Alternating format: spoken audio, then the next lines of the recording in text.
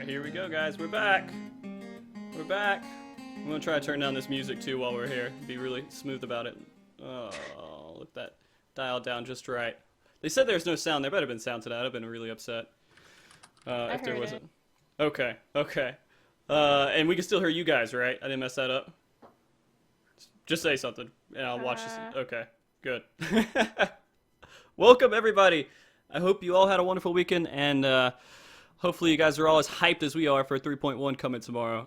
Today is Monday, November 9th, 2015. I am Frosty, and this is MogTalk. If you haven't been here, and this is your first time, MogTalk is really just my own platform for getting some awesome people together and discussing what I believe to be interesting topics. It's really just, all this entire show is just for me. It's all about you. It's all about me, man. I'm like, MiLo, I got this show going. It'd be really cool and good for you if you came on the show. But really, I just want to get him on the show so I can talk to him. Dang, I appreciate it, dude. Thank you again. Yeah, of course. Tonight, our topic will be what most players are kind of feeling right now. They're dealing with a burnout, which, you know, is the feeling of dreading coming and playing a game that you once thought you just loved. You thought that now all your free time is now actually becoming work. And it's especially depressing because of all the fond memories you may have and all the excitement you had for the expansion to bring back those memories. There are several causes to why people actually are having burnout and everything else. We are going to discuss it tonight. I also feel like this is a very vital discussion to have since we're heading into 3.1, the new patch, and there's a lot of new stuff for us to kind of absorb. So we can kind of remind ourselves how to actually enjoy video games again and kind of maybe even prevent a second burnout for a lot of the players that are watching tonight. Tonight we have some fantastic guest. First of all, if you've watched any of our recent episodes, you probably definitely know him by now. Professor Ark, ShamanArkk. How are you?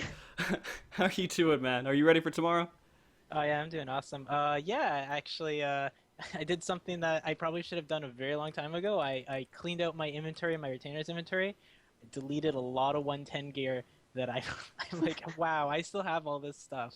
Yeah. Yeah, it's like you can buy 115 gear, so why do I have 110 gear? I threw it a Glamour, lot of man. 110 gear. Jewelry. Jewelry. Oh. Glamour. Jewelry's glamour too, man. And then the like even star set too. I was like, I might glam. Nah, probably not. And I threw. Yeah. Just deal with it. Like, if you want that glamour, you're gonna have to just grind for it again, right? Just make it happen. Well, yeah. Well, we saw in the patch notes how cheap it is to get that stuff now. Actually. Yeah. Alright. So, second, you guys have demanded for her return to come to the show multiple times. The wonderful Beros. Kerr, what's the first thing you plan on doing once you hit 3.1 tomorrow? So I have like a list here of everything I'm gonna be doing. Oh, a list. Yeah. Whoa, is it two-sided? Is it a two-sided list? Do you? Yes, it is two-sided. But Wow. the first thing I'm gonna do, yeah. So one of the first things is Lords of Verminion. Have to check that out. I would like to as well, yeah. Yeah. So, I mean, next show, we're gonna actually have a show in the future, and it's gonna be the Lords of Verminion episode, and Kerr is gonna be hosting it. Oh, awesome. She's gonna. Like she'll be prepared. Yeah, she's gonna be top of the tournaments, and top rank, the highest number or whatever rating she can get. That'll be Kerr. And then she's gonna feed me points. All right. I didn't know about this. The last, but definitely not the least, the man, the myth, the legend, the hypest streamer I even know, MiLo. Welcome back, man. What's going on, everybody? How have you been? It's been a bizarre couple months, to say the least. You know, part of the reason why I haven't been active has to do with what we're talking about today with the game Burnout, but that hasn't been all there is to it. Some things behind the scenes in my personal life, and just a number of things I kind of had to take care of.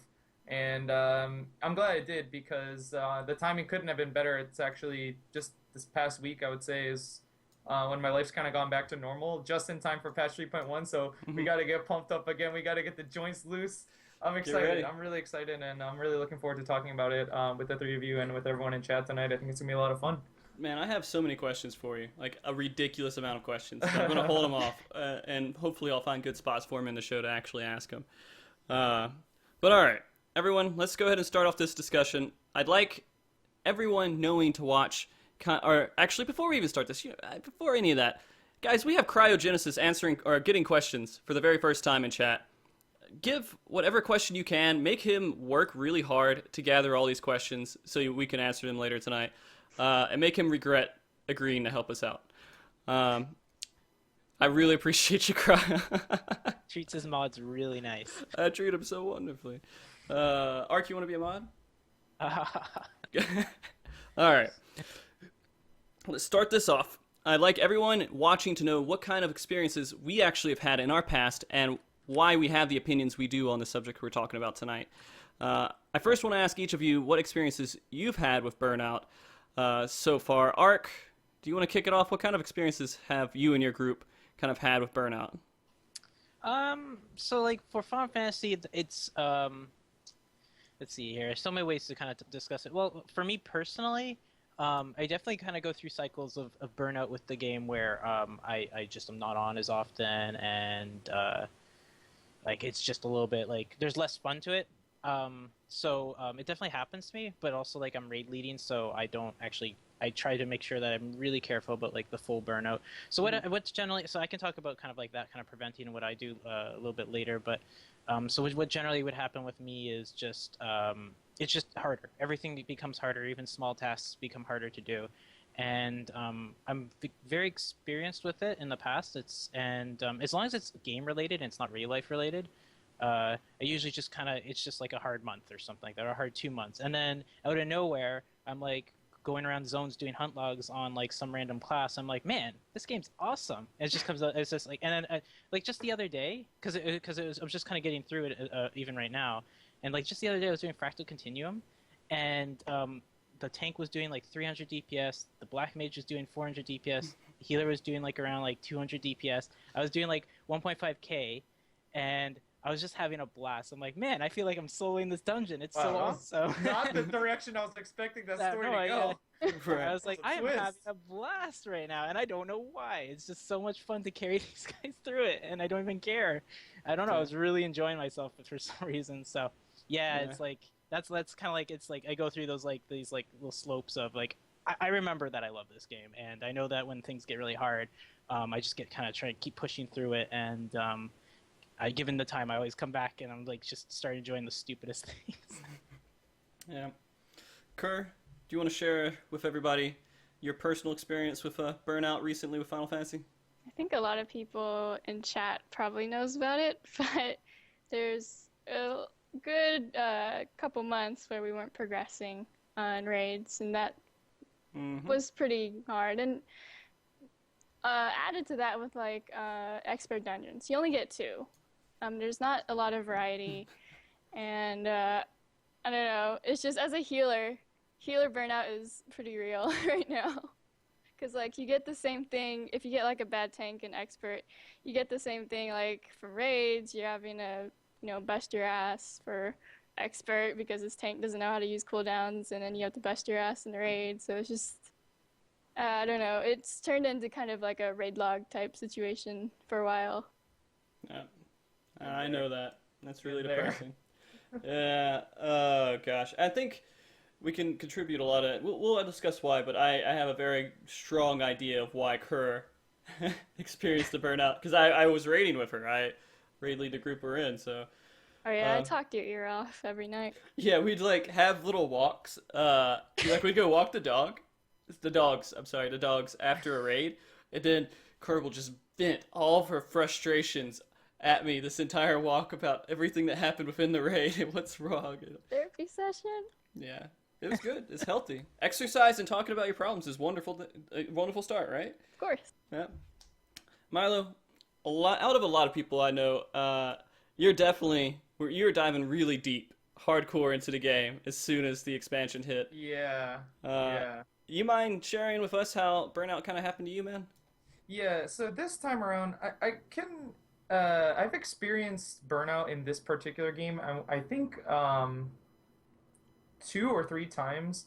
So the most recent one at the end of patch 3.0.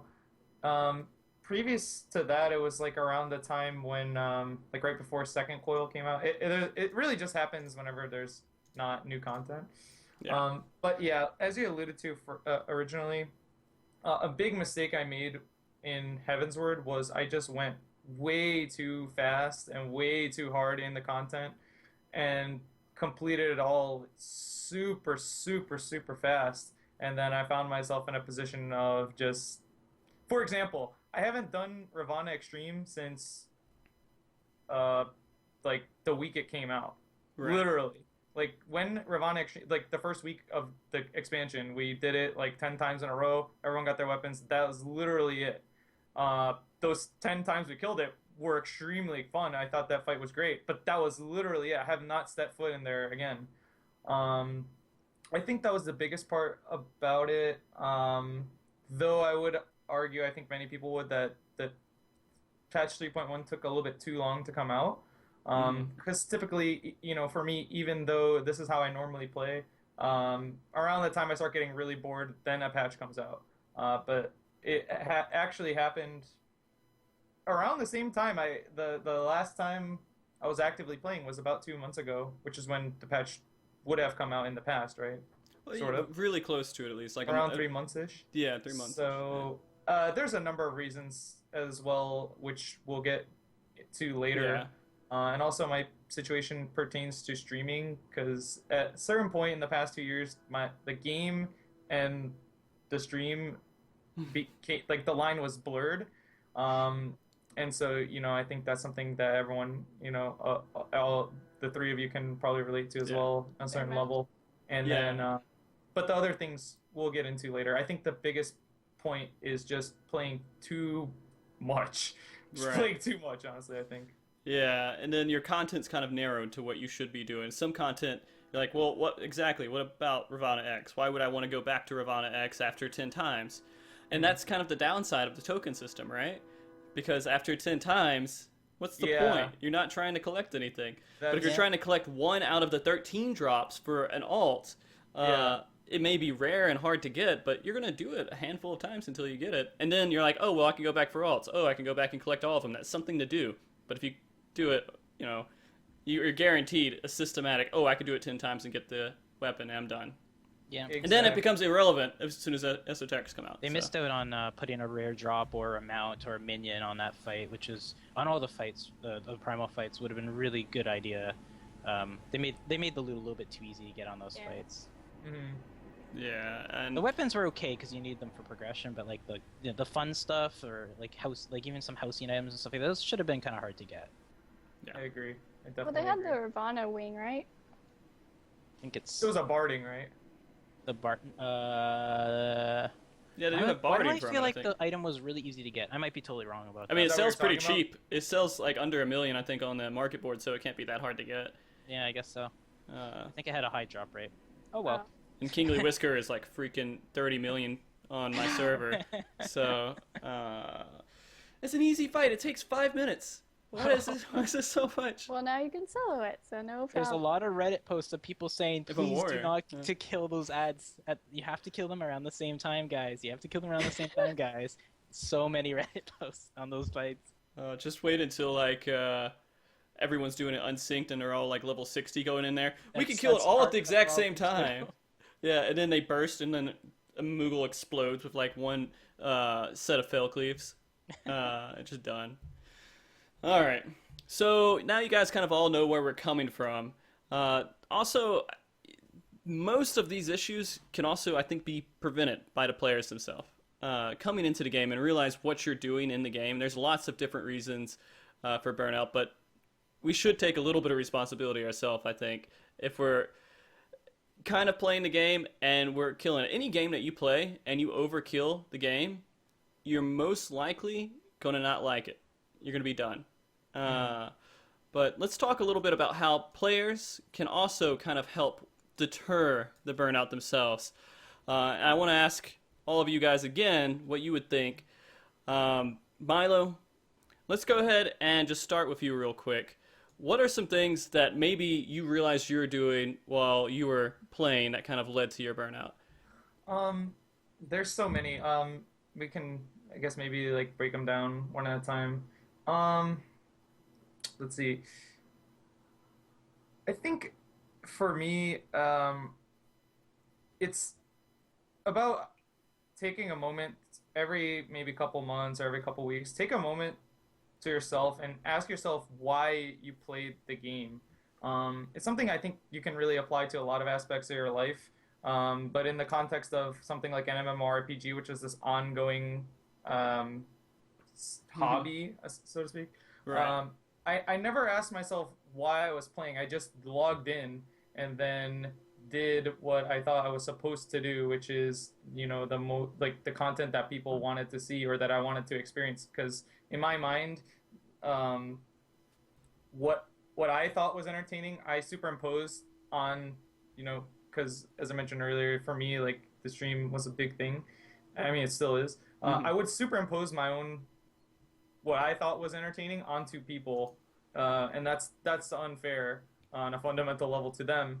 And so as a result, I was just like, I have to do like Savage, I have to play correctly, I have to do a good job, the whole thing. And at a certain point, I just much too late actually after I had already burnt out and stopped playing, I then realized like at a certain point I needed to have reassessed why I was playing and ask myself what my goals were. And if I asked myself at the time, I probably couldn't tell you. I'm just like, oh, this is what I'm supposed to do, right? Yeah, I'm supposed to do the difficult content. Yeah. That's just the tip of the iceberg, really. So I think yeah, every couple weeks or something, sort of assess yourself in game and think about what you're doing in game and why, and what else you could be doing in your life or in a different game or a different hobby, and and weigh the options. I think that might be a good place to start. Okay. Ark, what are some things you think players are doing right now that's kind of killing them in the game?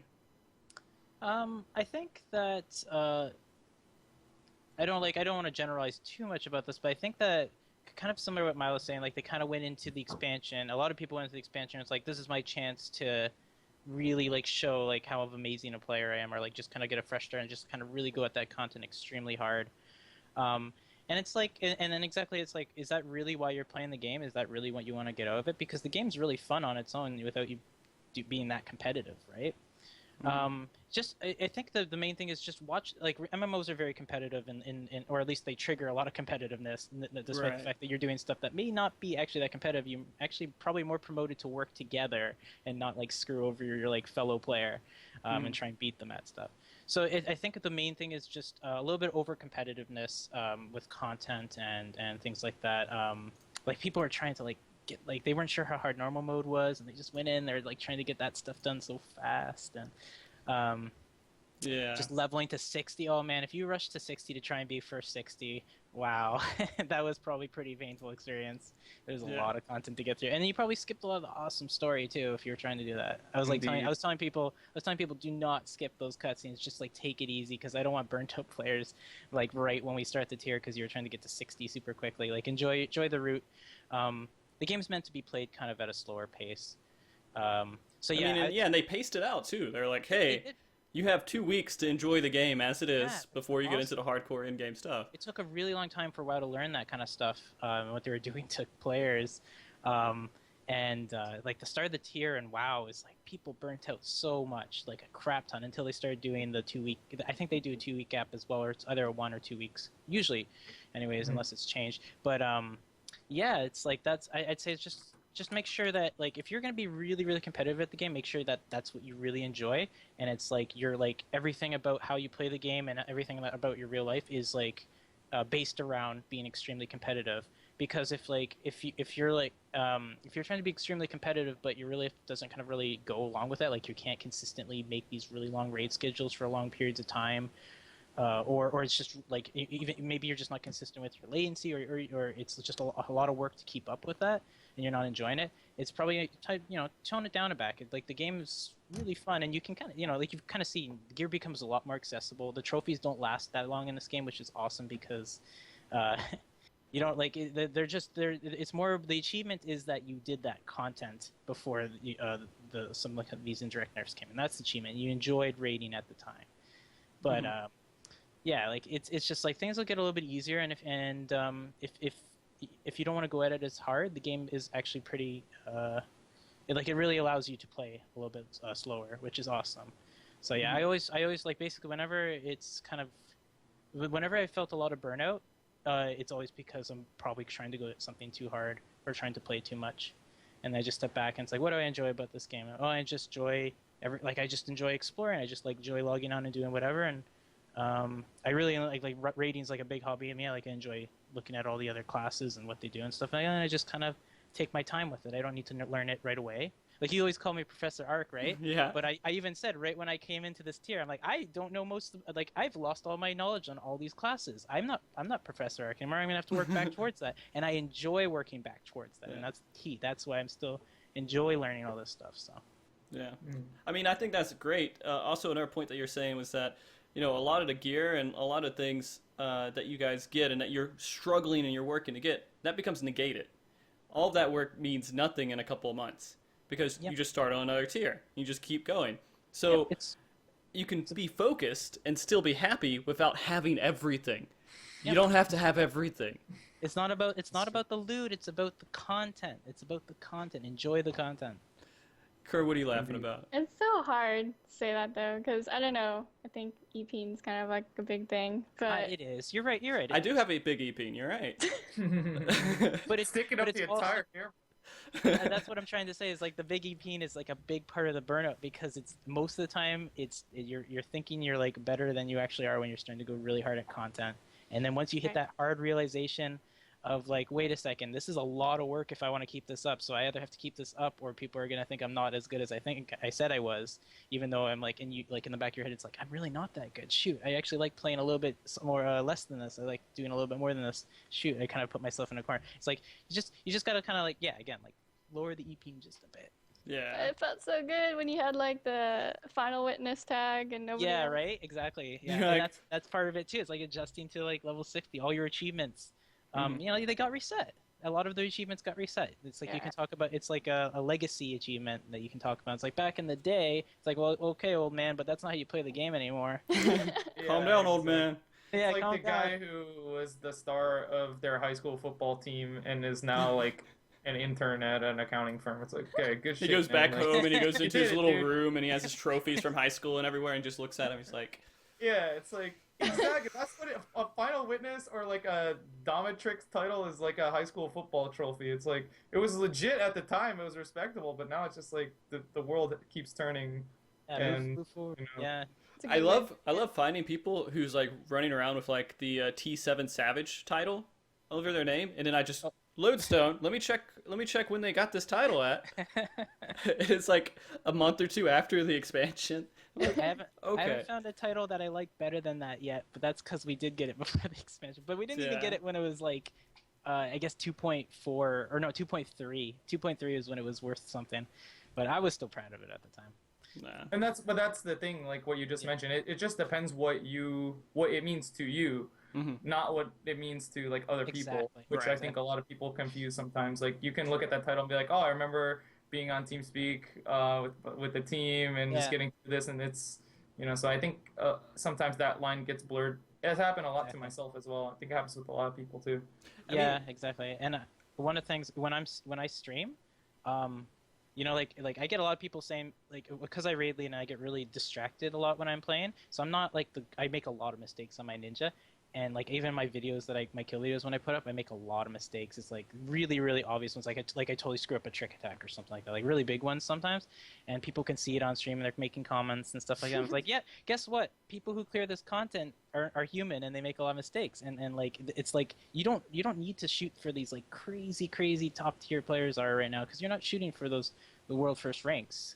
Like you can look, I'm making all these mistakes and I'm still clearing the content and I'm enjoying it too. It's like I like to just kind of show off like the humanness of like a raider. Like you can go at it pretty normal, and I don't want to hide that stuff. I actually like showing off our weaknesses and our mistakes a lot. It's kind of something I like to do. Point. Yeah, people tend to like expect like perfection or something when you're streaming and you've cleared like A2 or something. Yeah. I appreciate the like people pointing stuff out too. Like I actually do like it. It's like you could do this. It shows off some alternatives. It shows off some some things that maybe didn't know about, and sometimes they're just wrong about the advice they give, and I Yeah, usually say you're just the reason wrong. well, no, it's like for me anyways, it's like, oh yeah, that's actually a really hard thing to do that I can't do, and I'll probably play worse if I try to do that. So, but that's it's interesting, and it's like, here, look, watch me fail, and then still kill the fight. Yeah. That's there you go. It's like, so why don't Yeah. you don't have to go so hard at it.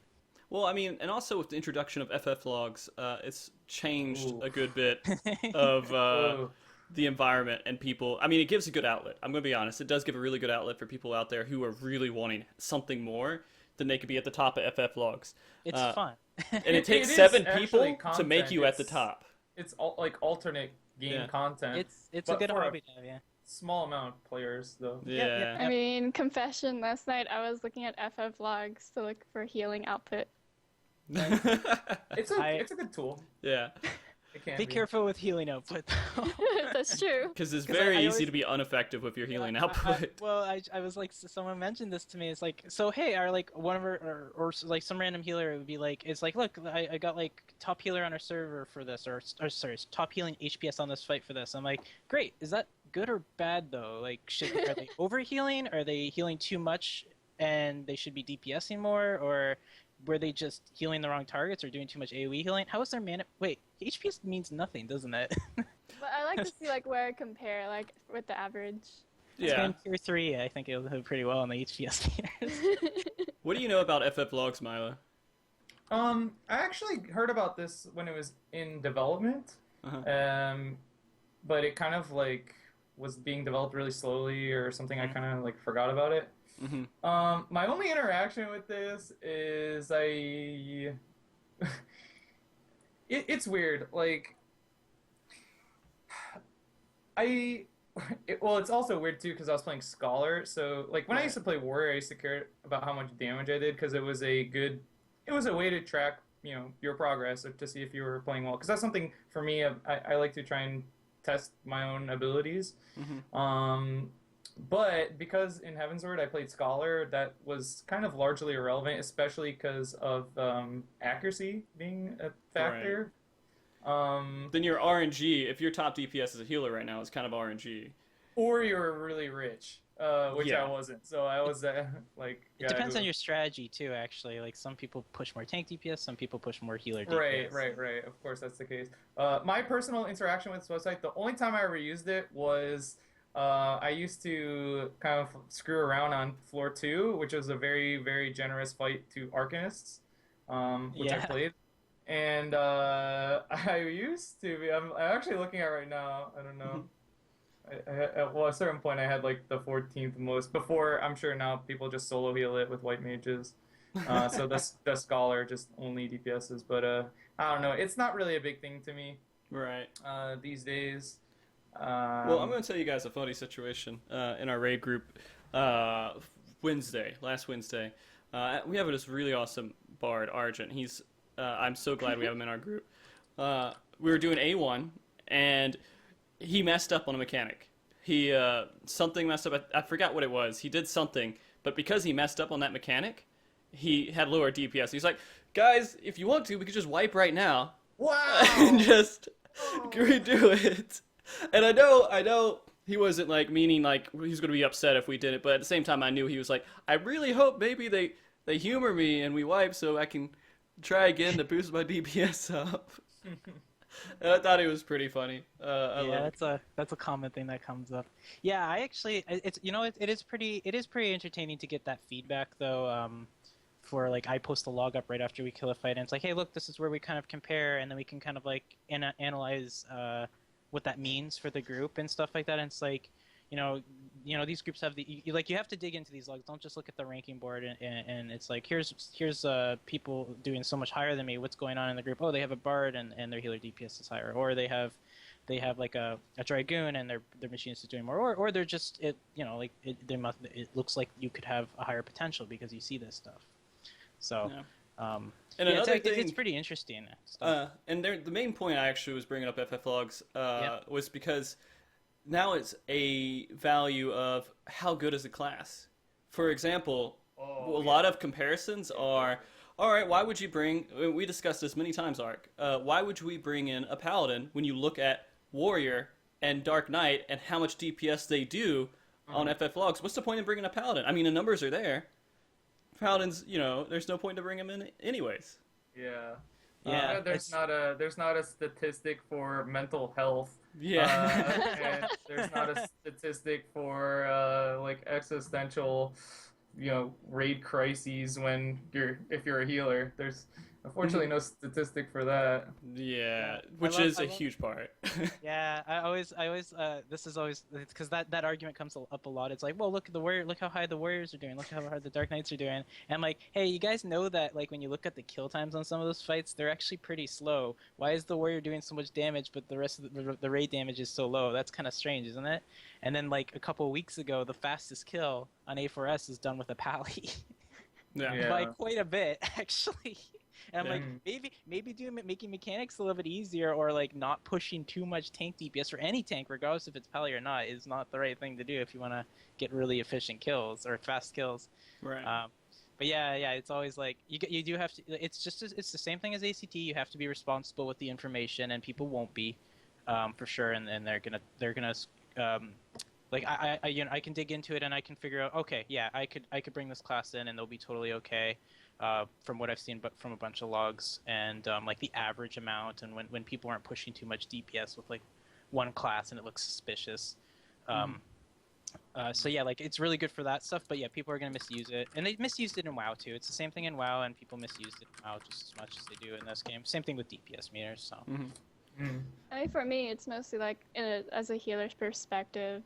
Looking at it and then seeing like what the healer did, so I know where like I can push a little bit more DPS in this like one area, or I should not. So that's where it's a powerful beneficial. tool because you can see rotations in like their full amount. Yeah, like, you can see the entire rotation all the way through with a timeline, and yeah, it's really powerful tool if used correctly, and I haven't seen too much negative stuff around it. Like the Pally one's a little bit weird, but still people have weak arguments around it, so it's like I don't even really care that much. Bud, you're weak. When you say it, you spin some weak shit. I'm sorry. All right. Okay.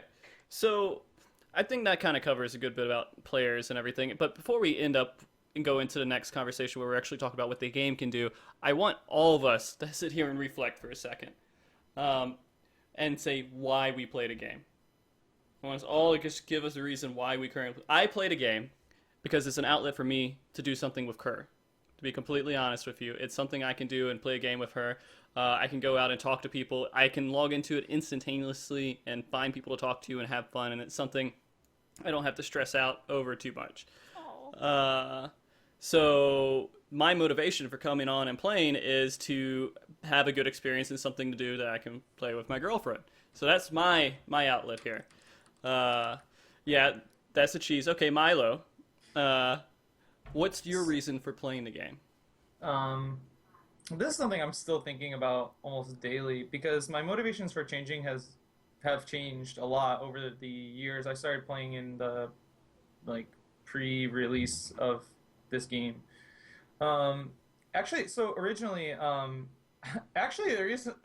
reason I played this game was to avoid sort of dealing with really dark place in my life. I don't want to turn off the lights completely. But that actually was the original reason. I was in a really, really dark time in my life when this game came out. And so for the game for me was, and I think for a lot of people who play these long form games that sort of have no ending, like MMOs or Diablo style games, is because, they need some sort of hobby to just get away from everything. This isn't groundbreaking territory, but that's how it was for me. Then, more recently, it has changed. Like I mentioned earlier about the Burnout, the line between, the game and also then the stream was very much blurred, and that's still what I'm thinking about because, I mean, it got to a point where I was pretty much playing the game for the stream, like the people that I had met there, because this was what I thought was the only way I could interact and spend time with these people. Though of course that's not the case. It's my own personal self-conscious where I feel like I had to play Final Fantasy 14 specifically, which is another point about the Burnout I didn't mention, is because since I pretty much only played Final Fantasy 14, I felt that if I didn't play it, it would people wouldn't be disappointed or something like that, Right. which of course is mostly imaginary. Mhm. Um, and now going into patch 3.1, to be honest, I it's the reason for me playing. I think I'm gonna have to try and find it in patch 3.1. Right now, the reason I'm gonna play patch 3.1 on a fundamental level is because it's new content. Mhm. But this time, having the knowledge that um, both I and all of you have mentioned about ways to avoid MMO fatigue, now that I'm going to really try and make a concerted effort to keep that at the forefront going into 3.1. And Mhm. hopefully, the game will present a reason to me that I can latch onto and get behind. Could Mhm. be pet minion Lord of battles. your minion. Oh, yeah. It could be, the basketball game in Gold Saucer, which was one of my favorites.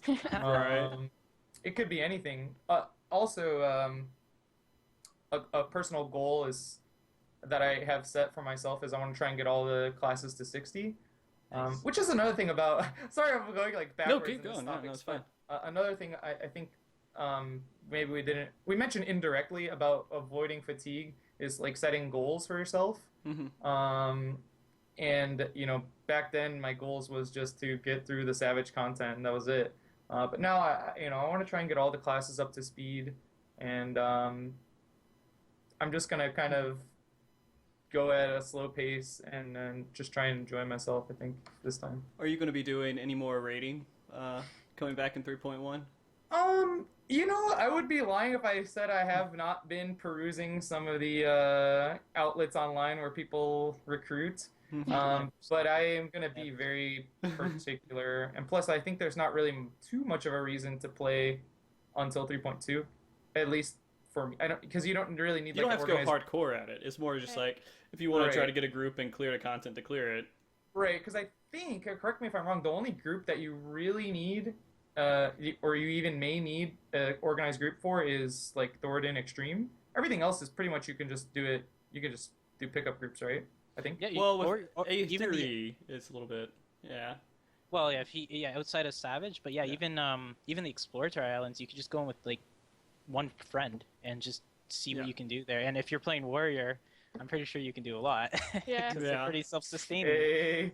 They're It's actually true. really good at soloing stuff, so I cannot deny that about them in any way.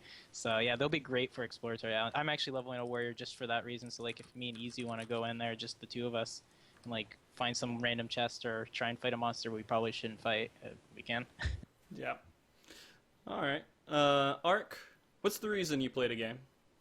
I really, really, really like raiding a lot. Okay. I started really young with raiding, and every game or MMO I've ever played that doesn't have raiding, like no matter what I do, if I ever like, I used to burn out and WoW often, like, and just quit the game completely. I don't. I'm pretty dedicated to never do that again in any MMO that I enjoy playing, or I enjoyed playing at some point. So yeah, it's just I always get that craving to raid, and I kept going back to WoW only pretty much specifically for the raiding aspect of it. There's a lot of things about the game I didn't like too much, and Final Fantasy came out. It was the first MMO that I actually enjoyed raiding in, very similar to like WoW, and it's everything outside of raiding is just kind of keeps my attention as well. I also love the Final Fantasy thing. Like, my first MMO was Final Fantasy 11, so there's still nostalgia just from playing this new game, playing Ninja again, which I like. I love the new Ninja and I love the old Ninja in 11. Very, very different, but I love them both so much. So yeah, it's just kind of like the Final Fantasy themes, the world. I actually kind of like the story in this game is something that's new to me too in an MMO. So there's a lot of modern new things in here. It's like a really good mix of everything in this game. I'm like, I know I'm saying a lot of stuff, but it's like Yeah. I like the modern parts of this MMO. I love raiding, and like I always have to be raiding in some games. So it's like it's just a great bonus if the game that I'm playing in and there's good raiding content in it. Mhm. Has like a lot of other good stuff to it. It's just like, wow, that's even better. For me. So yeah, the story always has to, and I always have to be raiding, and just the Final Fantasy themes for sure. And again, I like raiding, and I like raiding a lot. And despite what level I may be raiding at the time, which means that like at some point in my life, if it's real life or whatever, I might have to be playing very casually at raiding. I might be playing kind of mid-core raiding. I might even go hardcore. Really doubt I will, but I might even be going really hardcore at raiding at some point. I'll always be raiding at some level, and I'll probably always try and go at the same rate. Like if I'm trying to know as much about the fights and stuff as I can, because I just really enjoy it. Like I love everything about the fights. Like people complain about A4S a lot because of the themes and a lot of the mechanics of the fight, and it's hard for me to relate because I just see the fight for its like awesome like mechanics and weird, unique designs and stuff. Awesome mechanics. That's the first time I've heard anyone say that. Yeah, about I want A4S. to talk about that with you. I'm not gonna do it. But... I know it's like there are definitely aspects of the fight that I can understand why people really don't like, but like even the fact that some certain mechanics exist or the fact that you can cheese them is just like it's like positive or negative. I just really enjoy the unique experience of doing those fights. So even if the fight's terrible, as long as it's like in a structured raiding environment, it's still kind of interesting to me. It's like a learning experience. So I don't know. Yeah, it's really positive for me to like. It's a very, very positive outlook on raiding, but I really like raiding a lot. All right. Kerr, what's the reason that you play Final Fantasy 14? I guess what got me into this game was like the graphics, because I don't know, I play games for graphics, which is probably a bad reason, but it's kind of that's what attracted me. And then for now, it's like I get to do everything I wanted, I guess, in a game, which is one, heal, and then to be able to play other games, or not other games, other jobs. Mm-hmm. So I don't have to heal. I can DPS or I can tank, and then like with crafters, I can be like any crafter I want. A little less like that now because you have to specialize, but you know. Yeah. And I like playing with Frosty. Oh. Hey. Oh. There he is, right? Yeah. It's an afterthought. After that, yeah. Yeah. No. So it's good. I mean, I think everybody should just kind of sit back and say, why do I play this game? Just simply because once you realize what you actually want to achieve, and you just focus at least on that, you'll be more content than just trying to pound out and be the best at everything. Try not to be the top of FF logs unless makes that like the afterthought. Like I cleared a content, I'm there. Now let me get to the top of FF logs and everything else once you're kind of bored with the rest of the content. Just a disclaimer to that: that is a group effort, so you may not have a group willing to do that for you, and hopefully you're okay with that because it's an entire team effort. Yeah. We're gonna actually my group's gonna try and do some stuff like that because it's gonna be a long patch till the next raid. So like again, very very like one night a week, and maybe not like very like not every single like maybe not even once a week in some cases. So, but we're probably gonna try and do some just for the fun. Yeah. All right. Well, let's get into the next subject here, which I mean I think we should all just know this too. Not all of the burnout can be completely contribute to the players who are playing the game. Square has a responsibility themselves. If people want to play the game, they have to kind of just adjust to the audience. And some may try to defend and say only a small part of the population are feeling the burnout, but I don't think that's entirely true. I mean, I've seen casual players, I've seen hardcore players, I've seen all kinds of players hit some way or another by the burnout in their own way. And MiLo, what are some things you think could be introduced to the game that would help prevent players from hitting this a worn out state? So I'm really happy that as I've skimmed through the patch 3.1 notes, I think a lot of these things are being addressed. Mm-hmm. One thing is, well, first of all, I mentioned it before, but I feel like it's really important about like they used to adhere to a 3-month content schedule, Right. and I thought that was really appropriate for the build up and then the tapering off about after 3 months. Then you get another new content because the reason why I mention it and the reason why I feel at times maybe I'm just being a big baby about this, but the reason why it is very much at the forefront for me is because it is a monthly subscription based game. And as a consumer, it's something that it's a connection that I make in my mind because it's how the game has worked this whole time, and also how every other subscription-based MMO works, which is what you're paying for are more regular content updates. And I think on some level, of course, I understand the situation the team was in. They were overworked to what could possibly be like a criminal level in some cases, I have to imagine. You want to talk about burnout? I'm sure the developers are burnt the F out. Let's get some of the dev team. So I'm not like blaming them entirely. but I thought this content cycle just took a little bit too long.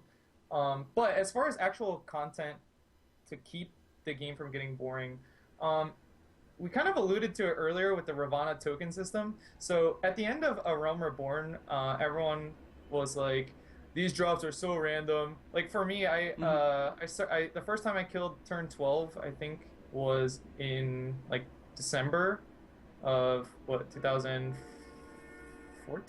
14, Right. you would have. 2014. I didn't get the pants till like June, March or June of 2015. Wow. It was crazy. I was really pissed too because it was Yeah. a great item for tanks back in the day. Jeez, a lot of us didn't even get the drop ever. Yeah, and that Right. too. Yeah, it was crazy. So when the Ravana token system came out, everyone said, "Yay, this is awesome! I'm gonna get my item. I'm not gonna get dicked on my gear for like 6 months."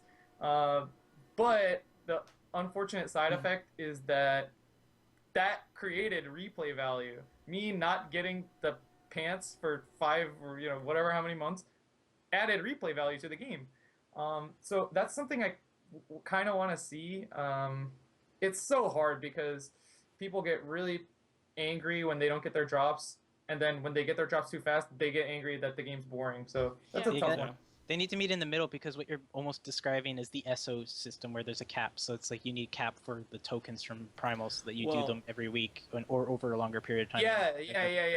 Like that's basically why there's a cap on SO. If anyone ever really wonders why, it's exactly what you're describing. It's Yeah. like, if you And could get all your SO in week 1, Mhm.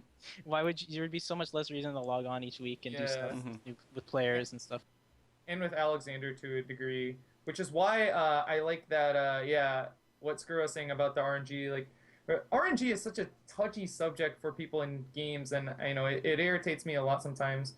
But it really is such a great way to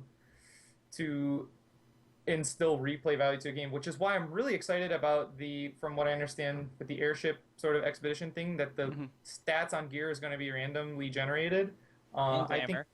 yeah, that's fantastic, in my opinion, because it's just ways to add replay value to the game. There's a lot of other things too. Another classic way to add replay value to an MMO is PvP, which, depending on who you talk to, it is or isn't the greatest experience. We got I mean, Joe I've here. I've tried it out a lot, and it's kind of ish fun. Then again, I only played by myself, so Yeah, play with people. It's a lot more fun. I can, Yeah. I can imagine it's a lot more fun. But that's something I'm hoping that they'll expand. I think they're not now. Yeah. And Not this patch, but yeah, eventually. there's And some other things. I I'm gonna was stop really talking, I'm hoping. sorry. I was really hoping for PvP in this patch too, and I'm hoping it comes in 0.15. Maybe Because something. Just give us something. Yeah. Yeah. Like it is pretty. I actually do. It is kind of fun in this game. It has a lot of potential. So yeah, that's got that. You're right about it being some good replay and value. it's funny that you mentioned that too. Like Kerr and I, like she hated PvP. She hates it. Like before she played this game, we did WoW, but I played on a PvP server because I loved that. I loved the fact that people could kill me, and it was like that whole risk factor and everything. Oh, And I yeah. would fight other people. Oh, great. But she couldn't stand it. She hated it so much. And so once SilRock came out and she started playing it, she got addicted. And she wouldn't stop playing it. And she kept doing SilRock constantly over and over and over again. I don't know. I guess that's just a really good place for healers to actually have fun in the game, is SilRock. Because they feel super useful. Right? Yeah. I Yeah, mean, it white is. mages, from what I understand, are really good. And also, Yeah. what's great about Seal Rock in particular is that game type is fundamentally random, which is amazing for replay. I thought the way that Seal Rock is designed is fantastic. What irritates me about PvP sometimes are just the interactions of the classes and how many people are in the zone, which, if you ask me, is too many. But that part about it, I think is fantastic, and I hope they can continue that trend. Right. All right. Kerr, do you want to talk about some things that you think you would like to see introduced to the game that might actually bring a little bit Well- more improvement for you, at least? I guess with crafting. Crafting? Okay. I do like the concept of having blue scripts and red scripts because it makes gear easier to obtain, right? But I guess I just didn't like how they went hardcore there as well.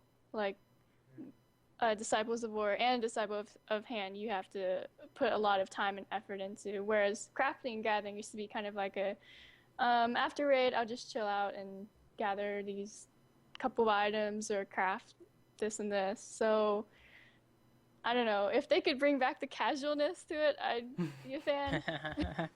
Right. I still haven't touched crafting because it didn't feel casual to me in 2.0 either. I thought it was way too hardcore, just going in there and having to pay attention to anything. But that's what makes crafting so great in this game, is because I'm a person who just couldn't get into it. So it lets people who can get into it get a lot of profit out of it. People who really like that kind of system, they get tons of rewards for doing it. Lots of money, lots of gil. Although, MiLo, I know we talked in the past too, gil means almost absolutely nothing at a certain point. Just as an EP meter as well. Kind of, yeah. I mean, I thought that until there was no accuracy on healer gear in 3.0, but that's another story. Also, something I feel like a broken record at this point. I used to be really into crafting too, until like we talked about. I realized that like making money isn't like, there's not really too much of a point of it. But something that was cool about crafting is that it's RNG to an extent. Right. Like, people try to beat the hell out of the random variables, Macros everywhere.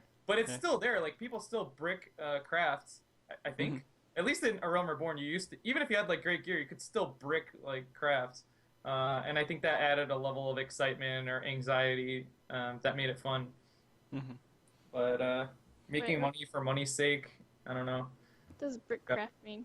Mean failing a craft, like getting to a point. Oh yeah. Sorry, some terms are like, yeah. Yeah, where it just blows up and you fail and you wasted millions of gills. Oh yeah. Like if you're trying to hack your PSP and it bricks.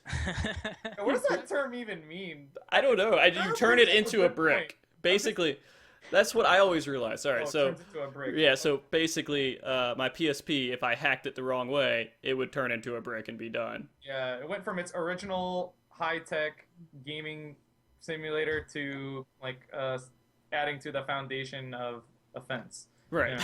Like that. Taking something that was supposed to be really nice and then it's a brick. Okay. We'll go with that. All right. One thing I just wanted to say, like, kind of touching on the fact that like crafting is something that also I don't think I can really get. I like how other people are good at it and I'm not. It's kind of like, again, this is something that's a little bit different with Final Fantasy 14, is that you can kind of you got to invest into things before they catch up mechanics to really say that you're good at it, because you have that knowledge and you'll get that gear really fast. And it could be with any of the crafting, the gathering, a lot of other aspects of the game. It can even be like Triple Triad and like Lords of Vermilion when it comes up and stuff like that, or just farming MGP, or a lot of stuff in the game. I think that's really that's something that I kind of especially missed in WoW, because being a completionist in WoW is actually a possibility, and being a completionist in Final Fantasy 14 is like you're gonna kill yourself. Don't do that. Like the game is meant to be like to interact with other players who don't do the same stuff as you, which is kind of cool. It's like I need a crafter to do this. Who's the crafter on the server? Or like, where's the crafters on the server that are really good at like weaving or whatever? Yeah. That being said, though, I am tempted to level some of the crafters to make it easier to melt gear in 3.2. You know, now that you bring that up, that's a really interesting concept with this game.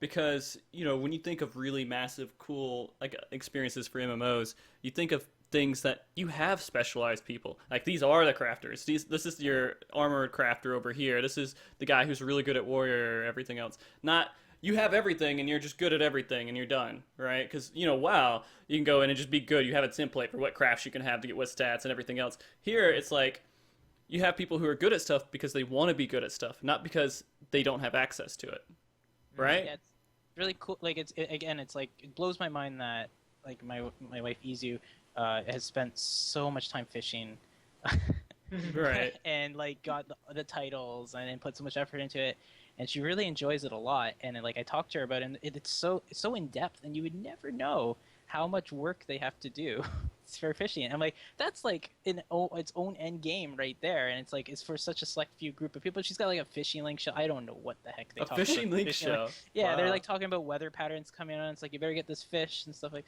Yeah, it's really interesting though. Like, it's just like you can talk to some crafters or gatherers or really like anyone, and you'll find something very interesting that they specialized in. It could be even content that like is like speed running like 4-man dungeons and stuff like that. Kind of yeah. what we were talking about. Like that could be a hobby for some people. Honestly, like I really do enjoy doing the 4-man dungeons as fast as I possibly can and getting really good at the mechanics. That's such a weird thing, but I do enjoy it a lot. So I know people are sick of them, but like Fractal Continuum is one of my favorite dungeons, and I'm not sick of it yet. I want to interject really quick to what Ark just Yeah. said. I don't know if it was in his patch notes, but did they say anything about time trial dungeons? Yes, I wanted to talk to you about this because Oh. we've had this conversation, Milo. Can we, I feel like Yeah, if let's just have this conversation right now. We need to have this conversation. Let's go. Okay, so This is Milo, Yes. when you came on the show in the past, you Yes. were like, "Why is no one talking about It time was trials? yeah. Why Oh, is no the one last doing?" time- The last Yeah, time I was on was the 3.0 like hype show, right? exactly. That's crazy, Oh, right? okay. Yeah. So we so- talked about that. So what's the Yeah. update? What's going on? All right, so now it's not like a leaderboard. It's not anything else, but they're just at the very end. If you have an unsynced dungeon, so basically you go in and you can go in by yourself. You can go in with 3 people. You can go in with whatever. It's unsynced. You queue up for it, and you finish the dungeon. You get a time that's at the very end that shows up. That's Okay. the only thing they have for it right now. Was it Okay. only unsynced also? Was it unsynced? That's what I read. Is it's only unsynced. Okay, we'll see. Yeah. Yeah, and I mean, it's not. Wait, so that means, in layman's terms, like has to be level 60. No. That means that you could do anything, but if it's like you can't go into a lot of content unsynced. That's at level 60 right now. So it's a lot of older content that you would go into to try to speed run Right. and everything else. Okay. Yeah, and so unsynced is just saying, hey, I'm going as level 60 into Satasha, Oh. right? So It's not what I was expecting. But it's Yeah, a yeah, start. We're getting exactly. there. Yeah, I'm sorry. Yeah. We'll see, because it seems weird that like they have that system and it's not for both, or at least not for the minimum eye level kind of version or the synced version. So Yeah. that's a little The strange. reason- I don't know. I might review the patch notes when I get a little break in here, Yeah. just Yeah. because I'm interested in that. But yeah, The reason I bring it up is because Ark, with your background in World of Warcraft, that was something. Actually, that the feature of time trialing dungeons wasn't something, or it's called challenge mode. That was Yeah. something that I didn't do too much because it was introduced at a time I wasn't really playing the game. But yet another way to add replay value of what, at least in my mind, seems like not too difficult of a way to add massive replay value to a game for people like Ark or myself. I'm sure there's a lot of people who would enjoy testing their limits with a more small group. So you could Right. it could be like a pretty hardcore experience, but with only 4 people of just speed running dungeons and then Right. all the dungeons. Yeah. And coming up with strategies. I mean, you just basically took all the work you did to create every dungeon so far and breathed new life into it. I would Yeah. love to see them take that more seriously in the future. I think yeah, it's great. I'm hoping so too for you, Milo. Thank I you. hope for you, Dude, yeah. We need this. Trust me. Yeah. It may not seem apparent now, but the game needs this. The Yeah, people need it this. needs a leaderboard and saying, hey, this group cleared it this fast. Or not even, yeah, I mean, maybe even not a leaderboard, but something like if you get certain benchmark times, if you get like a Right. platinum rating on like all the dungeons, the way it was in World of Warcraft is you got like this really wild ass glamour Yeah, set. And, that would lightning be bolts on it, racing stripes, something like yeah. bolts, jetpacks, everything, wheels. yeah, Yeah, it was a little weird when it first came out for WoW, because I was very interested in that content. You're right. It was not balanced well. Unfortunately, you had to play You had to have specific classes. classes. Yeah. I mean, but that's specific- always Actually, going to only happen. were- That's impossible to avoid, though, right? I mean, I think Final Fantasy probably could do a better job than WoW did. A big part of it being the fact there's only 4 people going to the dungeons, and also the dungeons are structured kind of like easier raids. Unlike WoW, is like there's a lot of ways to cheat. Like most of the time, you're just breaking mechanics in WoW, honestly, especially in the Yeah. dungeons. So, yeah, I think Final Fantasy could do a better job of it. It'd still have its problems, but yeah. Yeah. All right. So I wanted to actually talk a little bit more about the difficulty of what most people are getting burnt out on, which is Savage, and how that whole balance worked out, and what things maybe they could have changed, and hopefully that they will take comments from the players in future raids. What can they make better about the current Savage that would have stopped some of the burnout that's out there? And we all have our own opinions, and a lot of them are going to be the same. But Milo, when you were doing A3S and you're going through that and having that whole experience, there's a common theme with beating A3S, then hitting A4 and being like, I don't give up anymore. You know, just done. Yeah. Uh, Yeah. do you think they could have prevented that? I have some theories, and I want to preface this by saying that when I stopped playing the game, my group was on the last phase of Floor 4 Savage, and then due to a number of reasons, both in game and out of game, I stopped playing. So that before that is not stated, Right. I didn't beat that fight. But so a problem for me was, to preface, is that I think that Floor 3 Savage, in the context of Final Fantasy XIV, for my money, was the best design fight. Of progression, this is excluding Second Coil Savage, since that was like not a gear progression raid.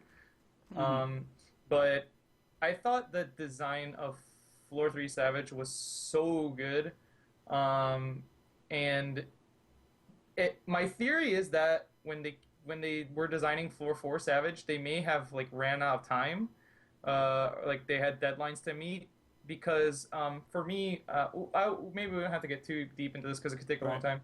I thought a couple of things about Floor 4 Savage were designed in a way that looks rushed, or they kind of just like threw them in to make it, for me, like the illusion of complexity. Whereas I thought Floor 3 Savage was an extremely well designed and thought out fight where every mechanic felt meaningful. And overcoming said mechanic felt like an accomplishment. Then you go into Floor 4 Savage, and right off the bat, two random people are just thrown into the quarantine and have to 2v1 a doll. It just, you know, that mechanic, to like when you, it didn't even feel like a mechanic that you solved or overcame. It's just this random. It's like a DPS check. Event. That, Like yeah, Faust. I guess it essentially is a DPS check, but it like wasn't really a extreme one or anything. It was just like this non sequitur event that happens, and you're like, okay, which then made the second leg more complicated when that happened at the same time as another multi-layer RNG. Yeah, the fights. I mean, I want to hear Ark's thoughts about this. Also, one theory I have that I want to hear you guys' thoughts about this, because I like to ask people about this. Another reason I think that myself, and I actually didn't know until you just said that other people than me disliked A4S, because I just Oh, didn't really? talk to anyone. Yeah. So I just didn't know. A theory I have about Floor 4 Savage is why people didn't like it is because, contrasted to Floor 3, the boss itself became renowned. Just the figure, just this, you know, he had nicknames, there was memes. Jigglebutt. Yeah, like it was this antagonizing figure that you felt like you had to defeat, who had a unique personality and form. Floor 4 Savage is literally like a big chair. It's like it's like a big piece of furniture. Like it doesn't have a personality. It has very like primitive even animation, just like rumbles of it. It's like an old car engine from like the 1960s.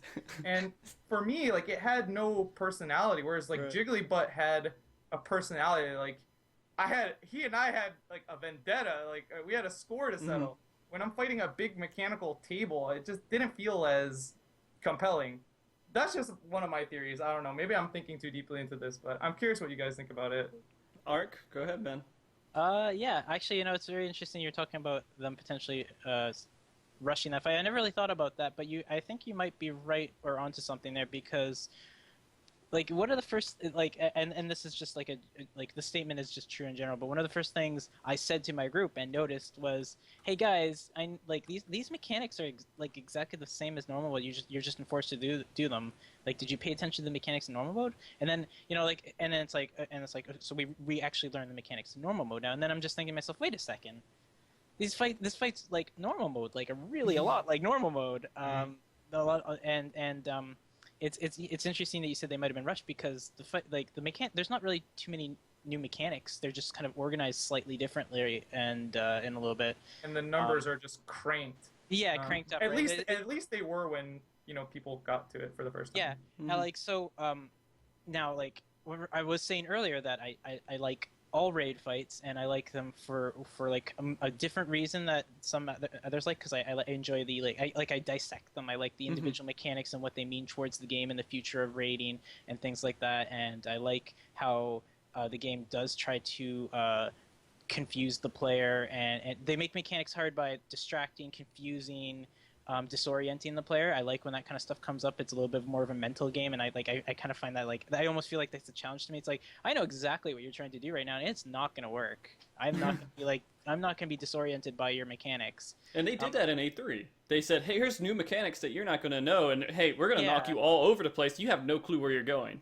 Yeah. You literally have no clue what direction you're going to be knocked into. It's in every boss fight. A4 has a lot of it, though. And another part of the disorienting part, or the confusing part, is that I've talked about this before, but there's a lot of RNG in the fight, and it's very favorable. So usually you'll do something the same way 5 times, and then the 6th time it kills you, and it's like, well, that's weird. Oh, I guess I just got bad RNG or something like that. And it's like, that's not really a valid thing to say on A4S. Like, there's not. Like, if you're not dealing for the bad RNG, and it's rare, it's just kind of an interesting. It's like, it really plays mind games with you. It's like, why did I just die there? Like, I've done this. This has always worked for me in our group. It's never happened before.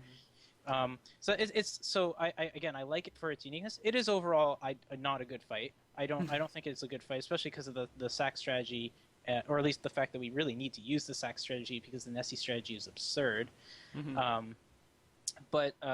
Yeah, in general, like, yeah, I'm taking pieces of it. Like, unfortunately, Square Enix probably was experimenting a lot with this fight. There are a lot of unique aspects to it, and again, this is why I like this stuff, and we're probably going to see mechanics similar to it again, done better. They really should experiment on the early fights and do a little bit of both on the later fights, but experiment heavily on the easier fights, in which they do with primals. Like, primals always tend to have really the newest mechanics come up first, which is awesome. I think what, with A4 and doing it the correct way, Layla said there's like 20 to 27 different ways they had to kind of expect something to happen and adjust accordingly to one mechanic. Yeah, and I think they probably did it with less gear than what Square Enix intended. For sure. You're probably isn't as bad as that. Because I heard about a lot of that stuff, and from like seeing how the fight was laid out, I was like, yeah, you're gonna need certain people, you're gonna need to deal with a lot of different situations and certain people. But as you get more gear, the number of situations you have to account for goes down quite a bit. So it wasn't like things that tanks normally had to do, DPS can do, or healers could do now, kind of thing like that. As you get more gear, so I don't think it was that bad, but it was still really difficult, for sure. So yeah, it was like, yes, overall, like I can understand where people come from, where it's a bad fight, but on the other hand, like, get used to, like, if you want to be a really valuable asset to your raid group, try to get really good at dealing with bad fights. They're going to come up sometimes it's just your own personal taste too. True. But yeah, bad fights are going to come up. Sometimes I hate this fight. Those are the fights you have to work twice as hard on, unfortunately. Because you're probably putting less in. So it's like, what twice as hard feels for you is probably the normal amount of effort you put into it. So be very careful, because yeah, they're going to come up, and you need to be resistant and resilient to bad fights. Because again, sometimes it is just personal. I think A4 in general is more of a community accepted poor fight. But it was objectively, I found things that I actually really liked about it, but again, I really like raiding, so I don't think there'll be a fight that I have only negative things to say about at any point. At least in this game. Right. This is like a point brought up to me some time ago, but I wanted to see what you guys thought. For A3S and T7, before T7 got the nerf, do you think they're kind of similar? I have to dig deep. Hold on.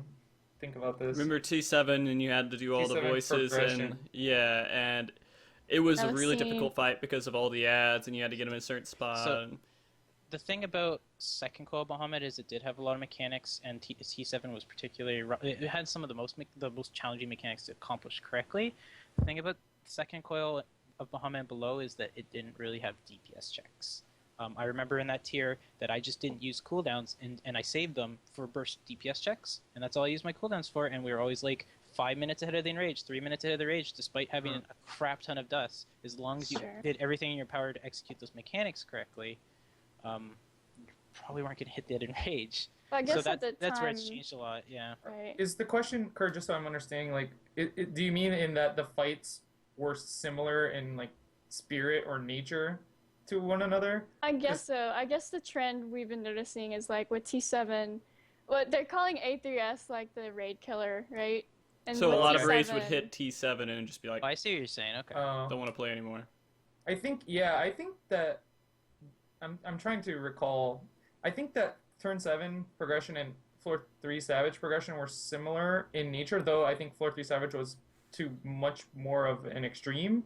But I think what those two fights had in common was that it required you to juggle multiple things simultaneously, which, I mean, most raid encounters do this. Yeah.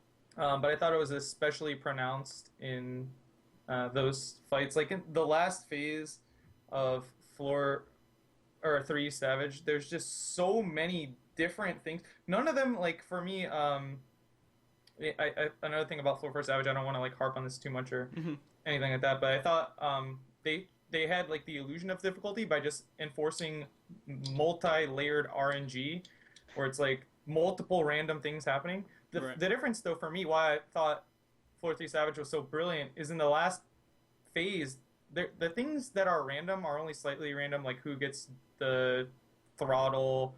But a lot of things you can manipulate. It's just that you have to juggle many, many things simultaneously, and if any one of them goes wrong, you lose.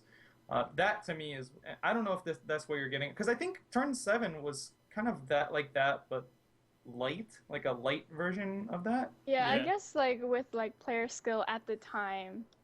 That's another. Yeah, good point. that's an interesting like thing you're bringing up there, because that was also the second tier. Like people thought the first Coil Bahamut had like crazy mechanics and it was very difficult. Yeah. And let me tell you, the DPS checks on those fights were like nothing. If you had your tanks and healers or everyone doing the stuff we know about how to play the game now, or even you doing proper rotations, those fights would just get crushed even at the minimum eye level. And even then, we didn't do stuff at the minimum eye level because you could get the maximum gear without rating. So it's skill level is a really big thing. It's actually I don't know if we brought this up yet, but I think that's a big thing that people are hitting. It's not just the content in the fights; it's also I kind of did bring it up about like people thinking like they're used to being such amazing players back in 2.0, and then you hit 3.0 and you can't still you like things reset, and you should be going into the content saying I'm like a blank slate right now. I don't have these same achievements I used to. I'm not like maybe you even used to make a bunch of guides on a certain class and stuff like that. It's like I don't have that information anymore. Those guides are all gone. I need to like work up to that point again. And some people don't take that reflection and that step, and they play like it was still 2.0, and they have like these really twisted rotations or ways of dealing with their class, and then they have to get out of that, and it's a lot of extra work. And E3 is pretty much the first time that is actually like you get tested on how well you did at preparing for level 60. And the great thing about like it's very important. Some fights was going to have to do it at some point, so it's great that we got it over with in this tier, because when the next tier content comes out, like hopefully you've already kind of gone through that stuff. And it's also understanding that some players that were really good in 2.0 took a really long time to get to that point on that one class. You might have to do that again. So I mean, right now I've learned so many things about playing my class just from doing A3. From A2 I learned nothing. A1 I learned sort of some stuff, but A3 I learned all the tricks and things I need to know. And it's interesting because, like, whenever I talk about, like, the next tier content and difficulty, I'm, like, so hesitant because it's like, but A3 actually taught me how to play the class, like, well. And it's like, from a Square Enix's developer's point of view, isn't that, like, isn't that what they want? Like, don't they want you to have a chance to show off the class and learn how to play it really well? Isn't that the fun of the game? And it's like, so yeah, I would like, if the next tier content came out and it was slightly easier, I don't want it to be any easier than what A3S was. Just hopefully A3S is maybe the final fight or something like that. I have one suggestion just for A3. I mean, it's a great fight. I think it's wonderful, and a lot of things that they had into it worked out really well. But one of the things that kills a lot of groups is that they start to get through some of this mechanic, or through a certain mechanic, and they're like, oh, I got it.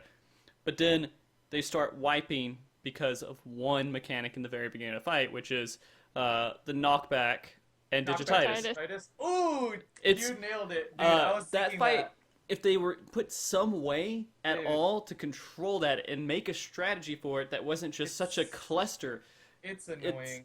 And I mean, It's very annoying. I don't want them to nerf it because I want to beat it without it being nerfed, but if they took that and just said, hey, you know what direction you're being knocked in, that would Or if you could, like, simplify and make manipulate it to where you can actually progress through the mechanics without having a headache. Oh, I'm going to sit here and die because of this mechanic, because every single person that needs to run to each other are completely on the opposite side of the arena, and so there's a 50-50 chance someone's going to run into each other, and you can't do too much about it. Yeah, I mean, there are measures you can take. Dude, that one mechanic made me cry like a baby. Like, Right. straight up, like, baby rage, control V, like, spam. And I think it's the hardest mechanic in the fight. Literally. It feels the most... It's easy sometimes. Like, I could go in there and just knock it out. Like, oh, they're knocked next to each other? Sure, it's fine. Yeah. But when they make it really difficult because it's just knocked back into horrible positions, and it's just, you have to be 100% on point or you're going to wipe, and it's just one of the first mechanics. You go into the other mechanics afterwards, you don't have to be that much on point to pass those mechanics. That one is a huge a wall for no reason at all. They're allowed to do that if it's early enough. I'm okay with the baby rage. I'm fine with it. Dude, no, I did the exact same thing, dude. Like, Yeah. I got so heated about that. Yeah. But I want to hear what you had to say. Well, Go I was, yeah, but again, I'm actually okay with them doing stuff like that really early in the fight. That's actually always okay with me. It's not like you can get that mechanic can always be done consistently without fail once you get a lot of practice on it and your strategy allows for it. And we've It's true. You know, it was annoying in progression while we were figuring out the strategy to do that, and people had to learn it, and it was kind of new to people how that kind of mechanic worked. But at this point, our group hasn't failed that, and we make a lot of mistakes on tons of stuff still. So it's not like we don't make mistakes. We haven't failed that particular mechanic in an extremely long time, and we've got time to spare in some cases too. It's just a matter of like once you got the gear, the DPS, or if you're not focused on DPS, it's just let the people who are responsible for those mechanics just do it. Wait for it to get done. Make sure everyone understands how it works in the group. No matter where they spawn, they always have they always have time to get there as long as they're predicting it and expecting it. And it is just it's like a reactive check. Right. And I think you gotta have a mix of that, especially for a fight like A3S, which is a scripted fight. I wish they would have just put it in the final phase, and it was just. Dude, I would have preferred it. I don't know. Dude, I still have to wait. After that, I have to wait 3 minutes for potions to get off cooldown. You would rage so hard. Everyone would rage so hard if they put a mechanic like that. I think I don't know. what it is about that mechanic that makes people feel disturbed is that it's an unusual mechanic in Final Fantasy XIV where all 8 players have to pay attention to all the mechanics, even if they're not directly involved in them. Like because it's multi-layer RNG who gets the detritus and where you are. Like people who like maybe they think like, oh, this doesn't involve me. I'm just gonna stand here. Like you might be in someone's way, or you might have. And I think that's the problem that hangs people up is that people aren't used to like having to respond to something that seems not to involve them directly. Well, and add in the second or half a second server delay. And I thought like when I was baby raging like in progression, I thought a fix to that or like a nerf would just be like give you like 0.5 more seconds to execute the trade. But I mean, and also, Ark, coming from your perspective, you guys clear it on the first couple of tries, every night now, right? And so like when you're progressing, we've only one-shotted it once on a night. We've only one-shotted it once, but it has nothing to do with that mechanic ever. Well, so okay, that's what I'm putting out. Yeah. You have less times for it to go completely in the worst direction it could. Because I mean, how to handle it? There's always a chance that it's RNG based. It's going to be either a really horrible situation or really good. I mean, it's controllable, but it is a variable where you can either have a very easy chance of clearing it or one of the hardest mechanics in the fight because of where you're pushed back. Yeah, and there's also like opportunities for people to back up each other and stuff like that. That's where it comes into like people like we've definitely had some situations where the person who's supposed to take the tank debuff takes the wrong one or something like that, and then it's just like, and I just kind of run in there and grab the tank one, or someone else does. That hasn't happened in a while. Also, it's just again, when there's only 3 people who have that mechanic on them, there's a lot of abilities that kind of help keep you close to the boss for every player. It's Yeah, it's not. Yeah, it's pretty controllable. You usually like at this point we have like 2 to 3 seconds to spare in some cases, even on the worst RNG. I think eventually you'll get to that point as well. Every group will, and then you'll kind of maybe look at that with like a little bit like, oh yeah, like we just were never used to a mechanic like that. Well, I mean, we wipe 1 out of every 8 tries that we So do did to we. that mechanic. So did we, So though, I mean, right? it's not a lot, but it's enough to be like, I hate this. I want to just throw my computer because this is just, it was too hard of a situation for us to. Like. It's pretty. Yeah. I think most groups went through multiple levels of progression with that mechanic, progression and regression. Mhm. You think you have it done right, and you don't, and then you regress, and then you get it a little bit better, and it's still not quite right, and then you regress. And that mechanic, like I think we fixed, like probably went through like that kind of cycle like 8 times or something like that, just back and forth. And it like once you get it right, it's just that's the way. And again, it's putting mechanics like that at the start of the fight when you can get the most practice on it. Is the best time to put those kind of mechanics in. You want to have as many, like you practice that every single pull pretty much. Yeah, Which is no, good. you do. Yeah, so you have the most practice with that. Yeah, when they put really hard mechanics, especially RNG mechanics at the end of the fight, you are going to go absolutely bonkers. But it goes It's into like the same 13 thing. minutes in and are better in like the super hard RNG that needs a lot of practice. And I'm Well, not going to that- harp. Go ahead. No, I was just gonna, or I'm sorry, you should go on. I thought you were gonna say that it happens again. Well, later. I mean, no, I was just going to No, say, no, I wanted to harp on this a little bit more, just one last time, that, like, basically, it goes on the same thing with your A4 mechanic. You know, some of those are false checks, right? And so you can clear a mechanic, and you don't exactly know why. You just got kind of lucky with how that worked out. And you can clear this mechanic because you guys are pushed in a direction that's healthy for you. I see what you mean. And so you can also not clear it because you guys get the worst situation possible. And you're like, why are we failing on this mechanic? We've cleared it so many times, but this time, like, come on, guys, get your stuff together. But it was just really hard that time. You kind of got to give them a little bit of slack, right? Well, it's not like Yeah, that. It's like with like the server lag, right? Like one person can't be moving. Like if both people are moving, it won't pass. And then like sometimes you'll see them run up, and then you'll think you'll get them, but they get scared and they run back, and then it doesn't pass because your screen didn't update. And so that's just the frustrating part. It's good to practice that stuff. Yeah, it's like you basically have a dedicated person who runs to spot and stops, and then the other person is responsible for taking it off of them. And just don't assume the other person's gonna fail. If they fail, then they failed, and they just need to practice it more. But keep things consistent. But yeah, that server lag. That's how you mitigate the server lag issue. You have one person. You have basically we have our 2 tanks standing still and our white mage standing still. And they go to very specific locations, and then there's 2 other people who are responsible for moving always, and and we've never had an issue with server. Like that's why it is so consistent. And again, like I'm not trying to like make it like you can watch our stream. Like we are not the most skilled people. We make a lot of stupid errors, like really really stupid ones. And again, I like to advertise that stuff a lot because, you know, it's like this is what can happen when you're like really dedicated and you like even a not a really super skilled group can accomplish this stuff eventually. So and sometimes it's just getting information, sometimes it's just practice. Like sometimes people come to the stream and it's like, why is your DPS so high on this fight? And it's like, well, it's not because we're like top tier players. It's because we put a lot of practice in. Like what you've put like 5 hours into this fight. Well, we've put 30 hours into this fight. So that's why our DPS is so high. I'm not gonna like say I'm like amazing ninja. I put 30 hours more in this fight than you have. Put that time in, and you'll probably be doing as good as me. Okay. Yeah. I feel like I drug on that point a little bit too long. That's okay. Sorry, I just wanted It's to throw it fresh out. in your head right now. Yeah, it's definitely fresh in my head. And so, besides Alex Savage, I mean, we also have normal mode. That is a very good reason for why people kind of got burnt out, because it was brainless almost to a point to where you could clear, like, except for A4, maybe you had to do a little bit of work and kind of get through it. But it was, people had to do that every single week, and they had to hope they got the right drop, and they were only going to roll on the shaft or, you know, the spring or whatever else because they wanted the best set of gear they could. And so 2 weeks of that, I think it was 2 weeks, right? 2 weeks before. 2 weeks before Savage, but it was like 5 weeks. But yeah, you had to like completely just keep grinding that for an entire month. No one enjoyed that. No, it was brutal. It was horrible. Yeah, I mean, go ahead.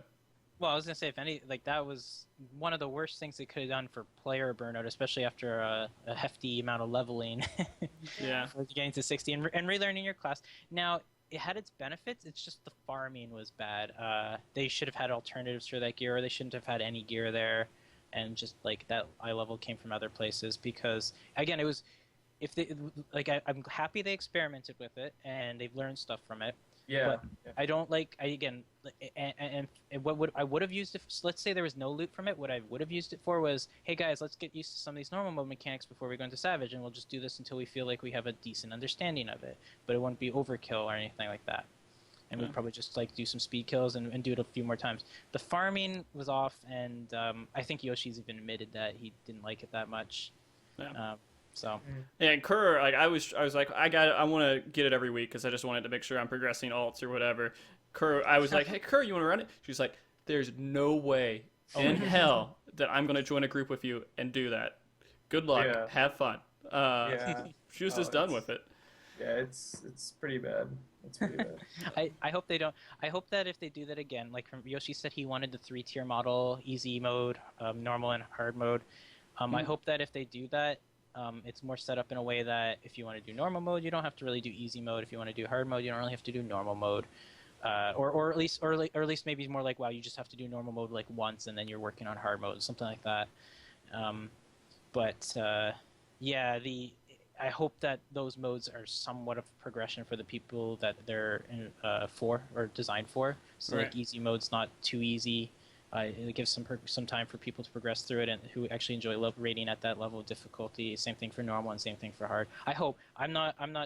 I mean, if they did introduce 3 tiers, they should just make it easy mode. Give nothing at all, just like a primal hard mode or Story whatever. mode. Yeah, just I nothing. agree. You just get nothing. You just do it because you want to do the story. Then you have the 2 tiers, which is a harder version of what they have out for normal mode, and then they have Savage. And that would be fine. I don't like having multiple tiers, to be honest with you, because it starts to go in that retro feelings of me hating looking for raid that came in WoW, and I was just like, I'm done with the game because of it. So. It really waters down the content, so they got to be very careful about that kind of stuff. They did it tastefully with the primals because they really changed the fights a lot, and they were always also they were at the appropriate difficulties for all of them. But yeah, they got to be careful with what they're planning to do. It sounds like they're just doing one difficulty for the next one, though. Yeah. Not only that, it's like the loot looked the same. It's just different stats. Yeah, Yeah. in general. You want a blue version of this loot, you can do it now or something. Yeah, yeah. You're right. Also, something I actually wanted, I thought of this the other day in preparation for the show. It pertains to what Kerr just said. Is so something as it pertains to. So I mean, the main theme of why. I guess on a fundamental level, we talked about why our reasons for playing the game. But on a fundamental level, the reason you play any role-playing game is to advance your character in some sort of way, to feel like you're growing or progressing. And it's interesting because most modern-day MMORPGs, loot system is color-coded, and Right. so is Final Fantasies, but it's missing, like... There's only white, which is, dumpster, green, which is bad, and then blue is, like, the most. Every other, I want to say every other, but, like, most other modern-day RPGs then have, like, the purple, which is, like, better than blue, and then at times even, like, orange, or, like, artifact or legendary. Right. Like, this game doesn't have that, and it's actually something I didn't even think about. I've been playing the game for 2 years, didn't even think about it until yesterday. Maybe that's another way, at least you feel... like what Kerr said, or maybe like normal Alexander gives you like the blue, like rare, and then when you go into Savage or something, you get like the epic or like the purple, and it like seems shinier. I mean, this is totally imaginary, but people respond to this, myself included. I always wondered why they never did that, and if it actually would make people feel more incentivized or feel a more sense of accomplishment. Got a full setting. Or just add a glow or something to it. Just add like or any something. kind of anything to it. And something that you're walking around and you're like, look at my gear. You don't have it because you didn't complete Savage. Right? And so like that can raise the EP for now. glamour-wise. For glamour. Yeah. Well, no, for glamour, that's actually good. And not to mention, I have said that, Oh, that's right. Relics were purple. I'm sorry, I had to interject. Relics totally are wrong. purple. You're Relics were purple. I'm sorry. That's correct. Right. But that's like your artifact in this But game. it's weird that was only that. Yeah. Yeah. But yeah, I was gonna say that the one thing that you do get of rating, outside of just like the glamour, is that I don't think this applies to everyone, but like you have more customization with your secondary stats, and you have low accuracy sets you can build, which are really fun to kind of play around with. in some cases. So you at least have a few more options. I think people who raid are the only ones who are going to care about that stuff anyways. So it's kind of so I do get a little bit out of raiding the raiding gear, even throughout it's the point where getting to 210 isn't too bad or too hard to do anymore. I still kind of enjoy it. Okay. So that's kind of nice. One thing I wanted to kind of bring up was I think this is maybe a little bit step back, but just before we go to the next topic, I wanted to say one thing that I really would like for something for Final Fantasy to do to make the game have less burnout or have much more like long-lasting gameplay is like the game allows you to level all your classes on the same character, and that's an amazing thing. Except that with the expansion, they didn't expand the cross-class system or any kind of cross-class anything. True. And I was really expecting that. I was disappointed not to see it. I'm wondering if they're planning for something bigger. But I would love to have more, like in Final Fantasy XI, and I know that's an older MMO, but I had incentive to level every single job, even just a little bit, because what it did was it gave me new abilities that I could kind of put into my class for very, very specific situations. And I'd like to see like more cross-class or even a sub-job system come into the game in the future where when new classes come out, I'm excited because it's like, oh, I can maybe take one of those abilities and do some kind of weird solo content with it, or just go out in the world and play with it like this, or potentially in raids even lower my damage a bit so that I have one heal ability just for like this weird strategy or situation I need it for. And because I already outgear the content, I can kind of do that stuff, or even just do some weird stuff when you outgear the content. It would just be kind of, I like just to have that flexibility and that incentive to level other classes, and it could be anything. Like this is just my own idea, just because they have something similar like it in the game already. It's gonna happen eventually. I know it's gonna happen eventually. It's without a doubt it's gonna happen eventually. It's just when, I don't know. But when that happens and leveling classes actually has like some say in like what I can kind of do on my character, on its main and stuff like that, that's gonna be like, oh man, I'm gonna have so much fun playing that game. When that happens. I just don't see it, man. I don't see them going in a direction of doing more cross-class stuff. I thought they were done with it. They were just cross job. I mean, like as well, right? Like, well, just anything with that. Like I'll give you like it could be as simple as for example, like this is a very very like don't look into these examples because these are just like random. But like it could be as simple as if a paladin puts the sub job of a warrior on, maybe his Royal Authority ability puts the slashing debuff up, and that's all that does. And like some people are saying, maybe the pally gets a Medica or something kind of weird like that, right? If they put the white mage one on, it could be, or it could modify existing abilities or add one ability. It could be so like really really simple and barely make it change. It would still give me a crap ton of incentive just to goof around with it and have some fun. Someone's like pally fell cleave. I think that's a little much. Well, I mean, would that cater towards the current MMO audience? Oh, for sure. People love the illusion of choice, and it's not just an illusion of choice. Again, there's probably some optimal raid setup that you're going to have to do and use, which is like any other MMO. But what they're missing out is that the aspects of like, I like to play a little bit more unique in PvP. I like to do solo content, so I need access to these different skills. I like to, when I go into the open world and do stuff, or doing exploratory islands, which I can see a lot of potential for sub-job or cross-class abilities and customization. Because you can go in there and just go with 2 people or whatever, or eye level stuff. And there's so much like potential to add your own little flavor and your own little strategies to these games, and just find little ways to kind of tweak it or break it in some cases, or even get past some like very specific raid comps. And it just might add a little bit more fun to the game. Okay. But people are used to it. Like it's in most MMOs. WoW has gear sets bonuses, so your class plays a little bit different every single tier. WoW has the glyph system and the talent tree, which makes it so you can slightly modify your skills to like some do more AoE and do less damage and stuff like that. And I found that despite the fact that when I was raiding in WoW, usually I used the same abilities. There were certain fights that I was like, this, if I switch to this, it might lower my damage, but it makes the fight immensely easier for me, and I actually perform better, so I'll do this. And when I do solo content, if I switch to all these skills like this, I can actually do some really cool stuff in like soloing bosses and like soloing old raid tiers and stuff like that. No. And then also PvP and stuff. And I kind of miss that about other games. And the great thing about that is that it gives you a lot more incentive to level other jobs, which is actually really healthy for the community. because then you learn about other jobs a little bit more and makes you a better player and raider overall. So giving more, so whatever it is, giving more incentive to level other jobs would be awesome. Okay. I Kerr, think to stop the burnout a bit. Kerr, tell me your thoughts on that existing. Is that something you would like to see, or you're like, well, that just adds too much. I don't want to bother with it. It is a little bit much for me, but I mean, like, I already kind of want to level my other classes with the thought of having Void Arc, so then I don't have to heal it. But it's just kind of fun to experiment in like large min raids with other classes, because we did that in 2.0.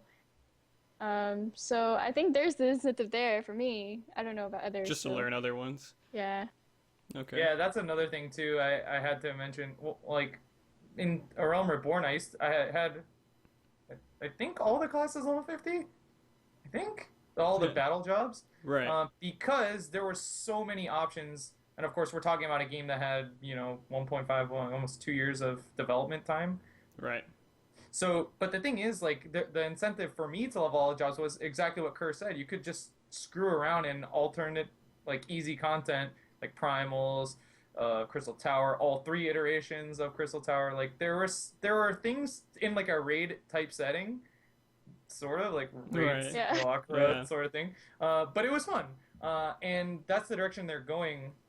Another thing, again, to create more content, what they're doing, I love in 3.1 is making the classes easier to get to level 60. Yep. Because another reason we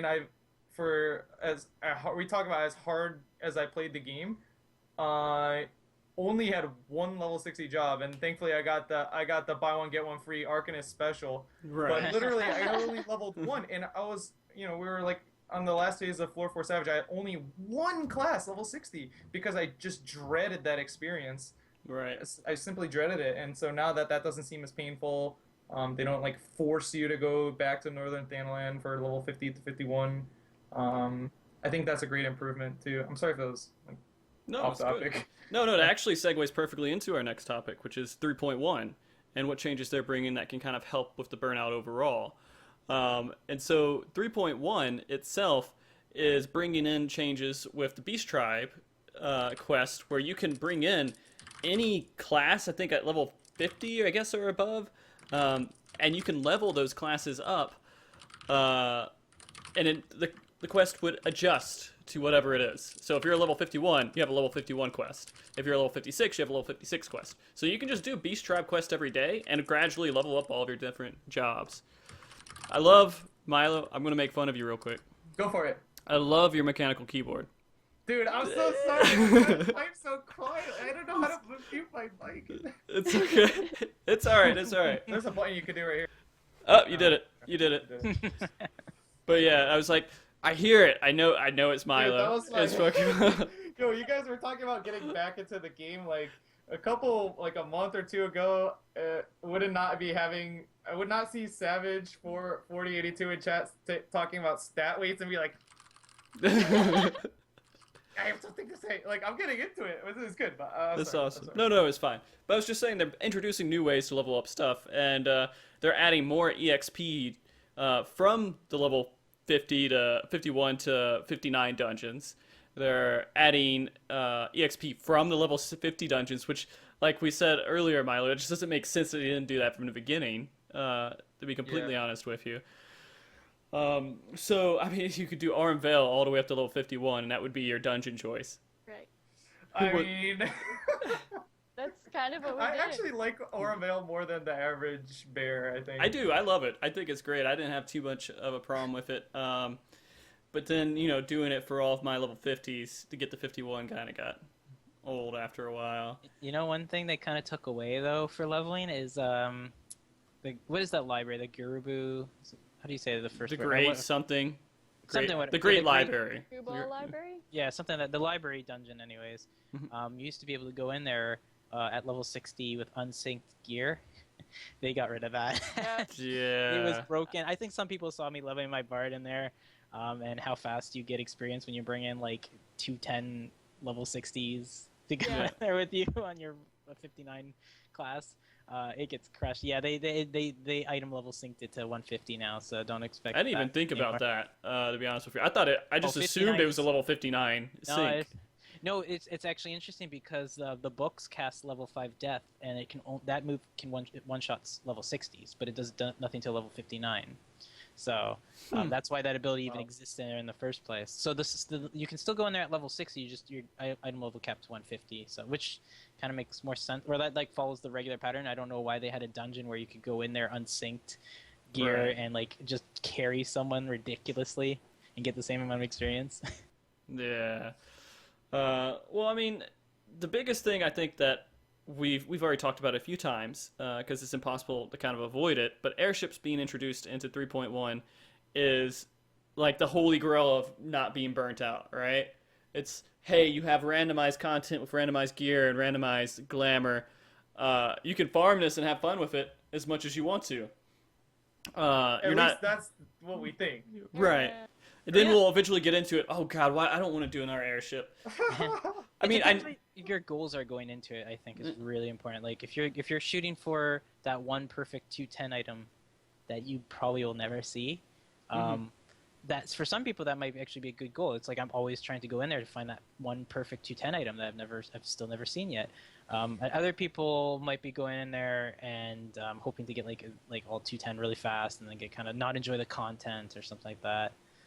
But yeah, it's the randomized stuff is going to be very interesting, especially the glamour too. We'll see how that goes. Yeah. I think the only thing I'm not looking forward to is people shouting, "Asshole, you pulled that." Well, it doesn't matter now because you tag your enemy, but still, somebody's gonna like get angry and go off and shout, chat. I'm kind of curious how that all works because I know it's DPS based, and so like it's not enmity based, so you have to do damage to it. Your group has to do at least 1/3 of the enemy's HP to get credit for it. Right. Which is kind of crazy. So I mean, does that mean that only 3 groups are going to get credit for it? Well, it depends. I think it depends if you're in an alliance because I consider alliance a group. I guess they share the same credit for the kill, just like a hunt. So if one group does like, let's say, only 1/4 of the damage, and the other 2 groups do the rest of the damage, do you get kind of just effed out of loot? Yeah, I think so. But considering how everything drops loot there, yeah, pretty much. But that situation probably won't come up too often because of how few groups are actually in there and how big the zone is. So it's like, you know, you go to an enemy and it's at 50% already, or you're like you see a ton of people there and you're a group of 4. Probably, unless you tag it, you're probably not going to get credit for it. So actually, in that case, it would probably be better for the smaller group to tag it. It's not like actually bad form or anything. I think that would actually make the most sense. Yeah. Yeah, but it'll be slightly competitive. Yeah, but I think those situations will be overall pretty rare. And even then, there's so many other monsters and things to do in the dungeon that losing one notorious monster isn't a big deal because it probably wasn't going to drop your random 210 item that you wanted in the first place. Right. MiLo, I want to ask you: is airship the content that you're most hyped about? What are you most hyped about with 3.1?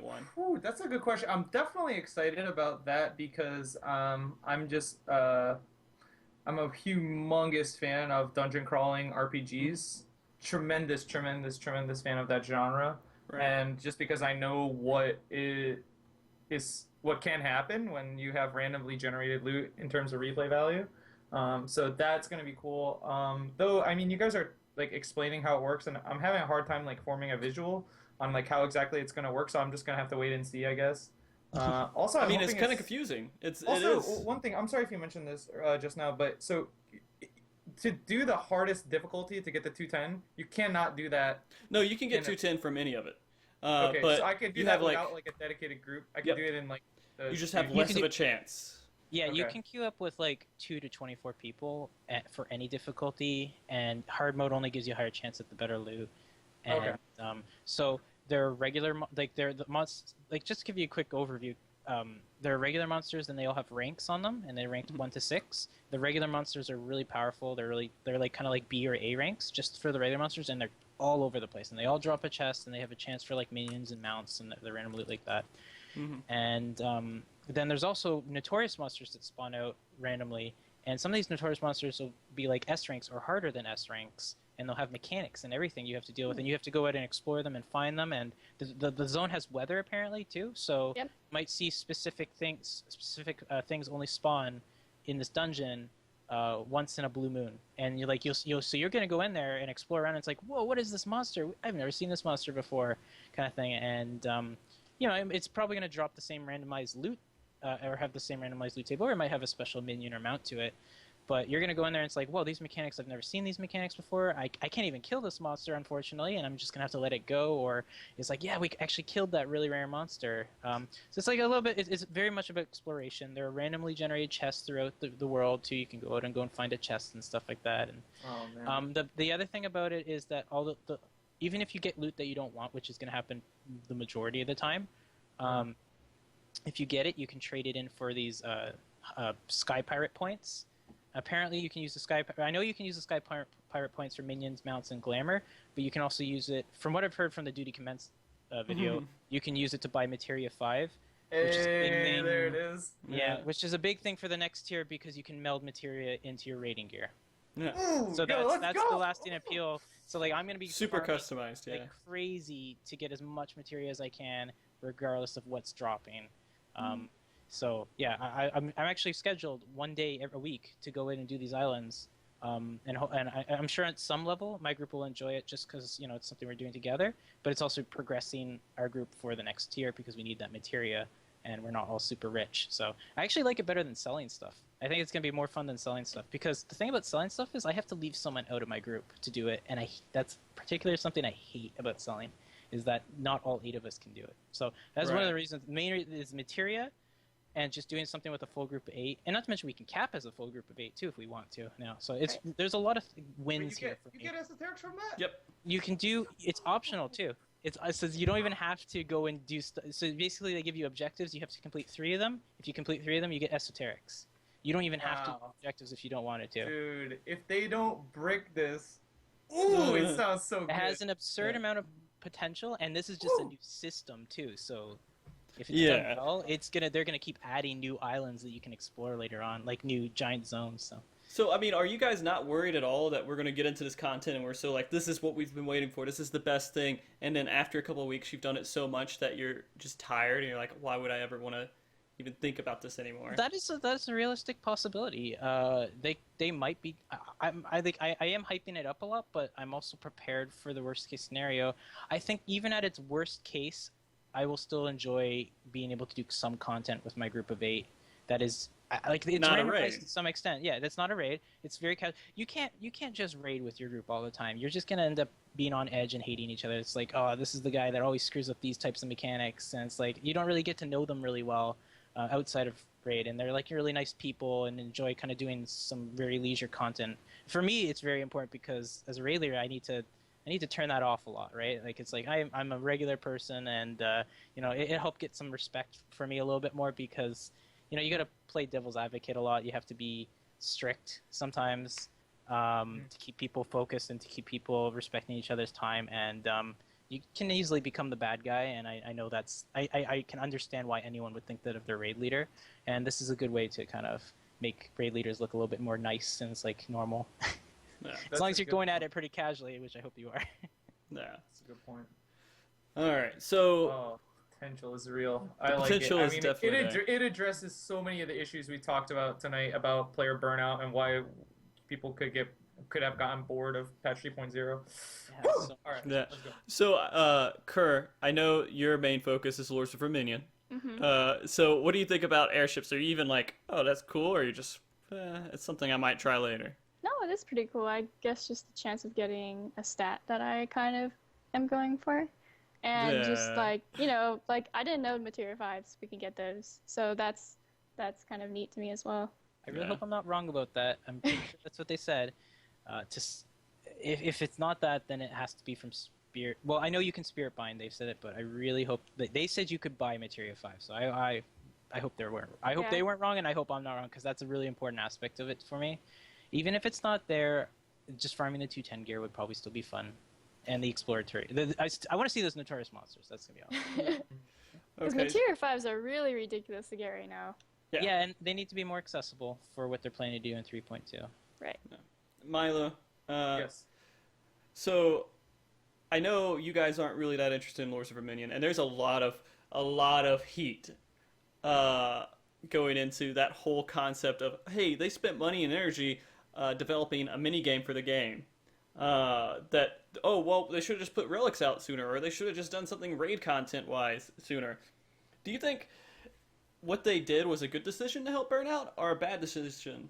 So the thing is about what's it called? Lord of Vermilion. Lords of Verminion. Yeah. Lords of Verm. Yeah, Wow. Verminion. Okay.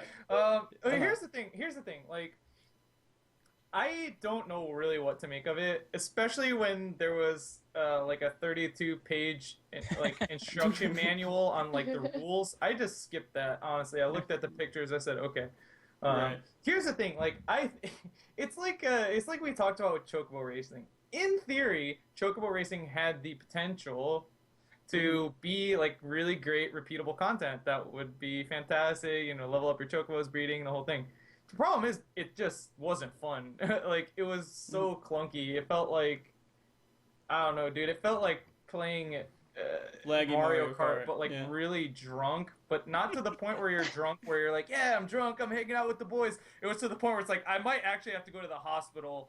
Why am I playing Mario Kart? This isn't what I want to do. It was so bad. Like, that's the only way I can describe it. But if Lords of Vermilion is in any way like fun or redeeming, I think it's great. Though, you know, it's such a gamble because nobody asked for it. They're just like, you want this. And if there's one thing, you know, that has been learned about good business practices over the years, it's to give your clientele what they want, not what you think they want.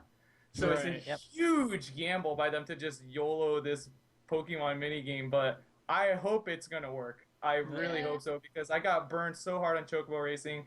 I got burned so hard on Triple Triad. I got burned so hard on Bomb Toss. Dude, all these things I was excited for, so we'll see. I mean, if you like Steel Rock, it's more like Steel Rock. Because you're destroying, like, these crystals that your enemy has. It's really weird. It's kind of like real RTS. It's real time. RTS.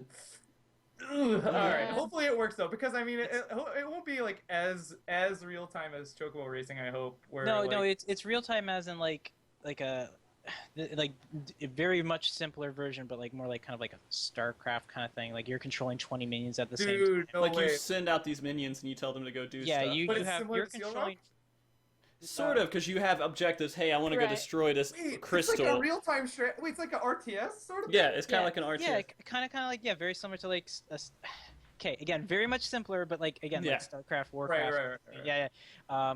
And yeah, you're controlling several minions at the same time, and the computers or the other players controlling several minions at a time. I don't know all the rules and objectives. I'm actually going to go through the tutorials because they have NPC tutorials and NPC controlled like games you can do. And including some boss fights and stuff like that. So I'm going to go through that stuff to learn it. I think that'll make it a little bit more interesting for me. But yeah, it's something. It sounds like it's probably their best potential. It has the most potential in the gold saucer of their other content at the moment. So.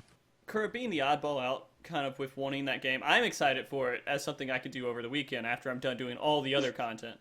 But why are you so interested in it right now? It just looks like kind of like a fun thing to do, and you get like rewards, I'm pretty sure. So likely minions. Yeah, more minions. Why not?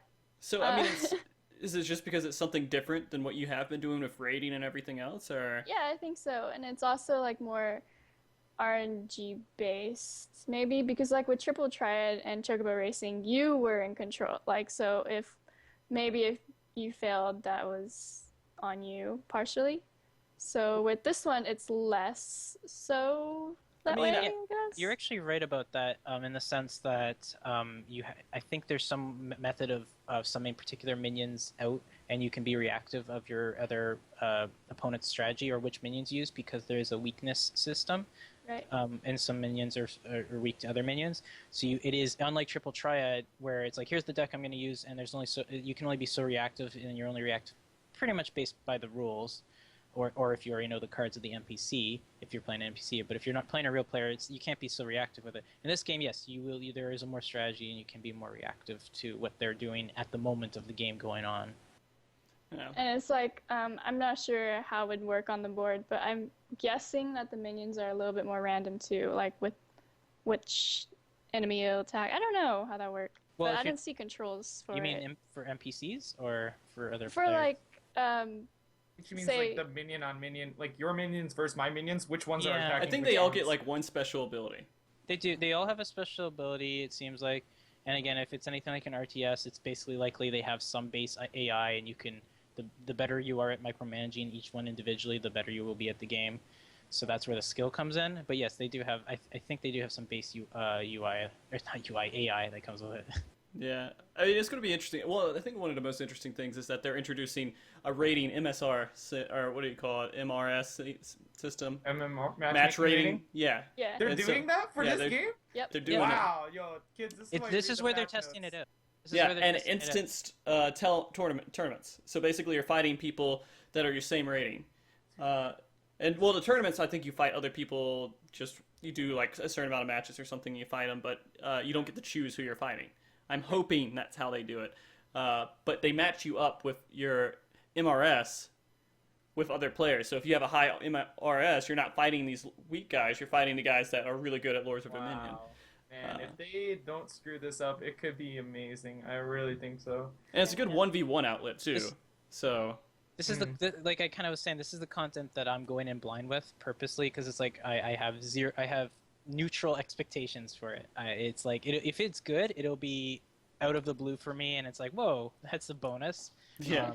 I'm going like again. My big investment is on the airship content, but this is again like a nice bonus that could come along with it. Okay. All right. So we've talked about a whole lot of stuff tonight. Is there anything else that you guys wanted to kind of bring up before we jump into viewer questions?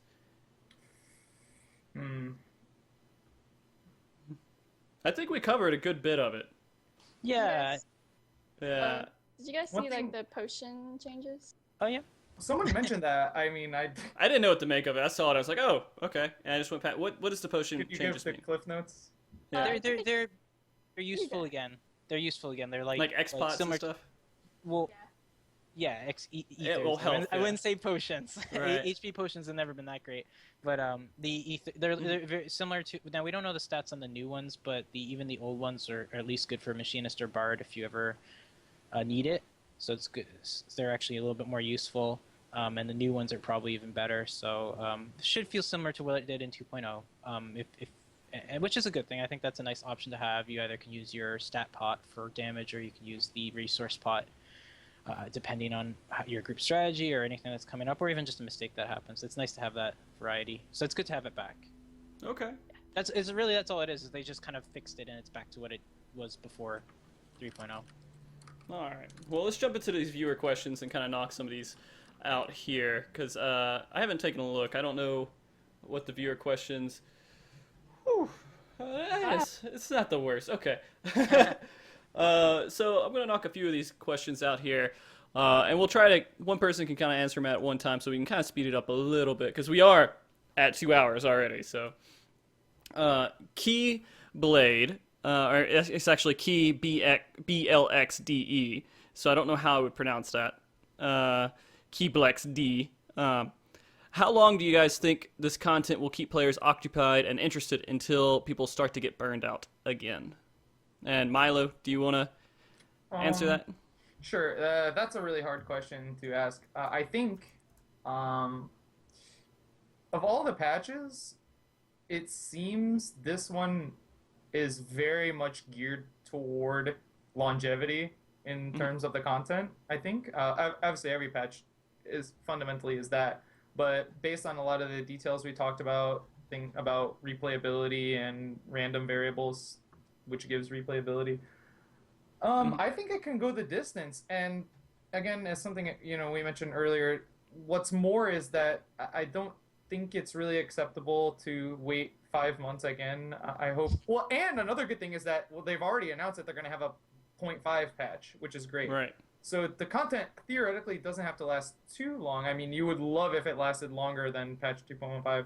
Which then we're getting the relics. I don't know if we talked about getting the new relics, did we? We talked about relics. Yeah. We didn't. We didn't Yeah, talk about the relics. This is too a good much. time to bring it up because Sure. We brought them up briefly, but yeah, go ahead. yeah, 'cause it's is like important. well, this content, like the relic is also good longevity content. Like it's yeah. glamour or something like that'll probably take at least a month of you, and even if it's just kind of like not too much time each week, it's still going to take if you're really fun to do. Usually, like I know some people hate the grind, but that's only the people who are probably trying to do it in a week. It's really fun to spread out over a period of time. So yeah, this content, even if all it really has to do is last till the relic, and then the relic will probably last to like a 2-week gap before the next patch, which is really healthy, I think.